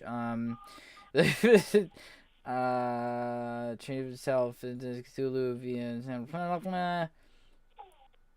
Okay, yeah, it's Yep. Yes. Cthulhu's really cool. Chris, we're gonna come back on and we're gonna talk about the SVP Foundation and Cthulhu and everything that is conspiracy. And Loki and Thor and Odin. Yes. They could be real. You don't know. And the Megalodon's down there. Personally, I still believe Or up that there. like Zeus is the main god. Probably, honestly, that bitch up there. You could probably be right. You don't know. Yeah. Oh my god. I mean, there was a story back in the day that Zeus and Odin fought each other, and that's what created the world in Valhalla. You don't know though. You don't know. You'll never know. Nobody will know. Because the theory is the asteroid that hit the Earth, that created the Earth, became Valhalla and floated off into Eternia. Yeah. See that? There you go. See that? What if we're just not real? This is just all one imagination. You don't know. Actually, You don't know. All right. A buddy of mine brought that up. What if we're all living in that one episode of Rick and Morty from Blitz and Jits? Yeah. What if we're all a Where they're simulation? doing, as somebody's playing the game Ron, and we're all Ron. Dude. See? Dude. See? See? Don't. We have to end the podcast on that. That's what we have to end the podcast on. No more, nothing else. The is just them putting the next token in. Right. And for those who do not know, that game is literally the character in the TV show put on a helmet and was put into a video game that simulates a virtually indistinguishable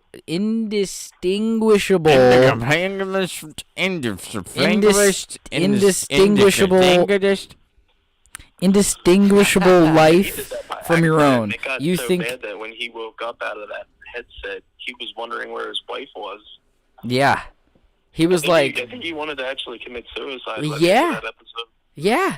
Like, it was so vivid and real, it felt like his real life, that when he came out, that he wanted to literally, like Chris said, he wanted to kill himself. Like, it... I mean, what it if messes we're all you up. living in the Animus from Assassin's Creed right now? What if we're all in little flesh-covered pods in the Matrix? You never know. That's probably what we are. But to find out or hear more, We're probably not going to find out, dumbass. Fuck you. To tune in more for more conspiracy theories and more fun. You got to tune in Tuesday. Tune in Tuesday. Thank you, Chris. And like and subscribe because I said so. Yeah. Because Chris said so. Chris said so. He's my moderator on YouTube. Moderators don't play around. Yeah, moderators don't play. Because they're moderators. Exactly. Keith don't call in as much as I do. Exactly. Yeah. Exactly. That's why he's a moderator. Yeah. Khalif. Yeah. All right. All right, thank you, Chris. Thank We you, Chris. appreciate you calling Appreciate you. again. All right. Good night. Good Good night. night. All right, guys. Thank you guys all for so much for watching. Yes. I appreciate you stopping by. Yes. We are gonna wrap up for the night. Yes. Do you have anything to say before we clock out? All right, not fast enough.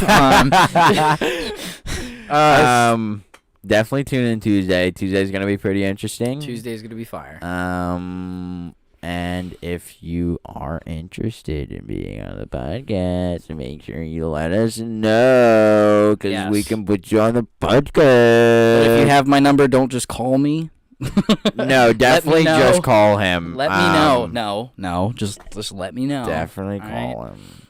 Just call him. But yeah, we're gonna close out the podcast today. If you haven't already, please like and subscribe. If you haven't already as well, please follow me on all of my social medias. See you next week. MoosePack Podcast on YouTube and NickB6495 on Snapchat Yes. and Facebook as well. Yes. And Twitter.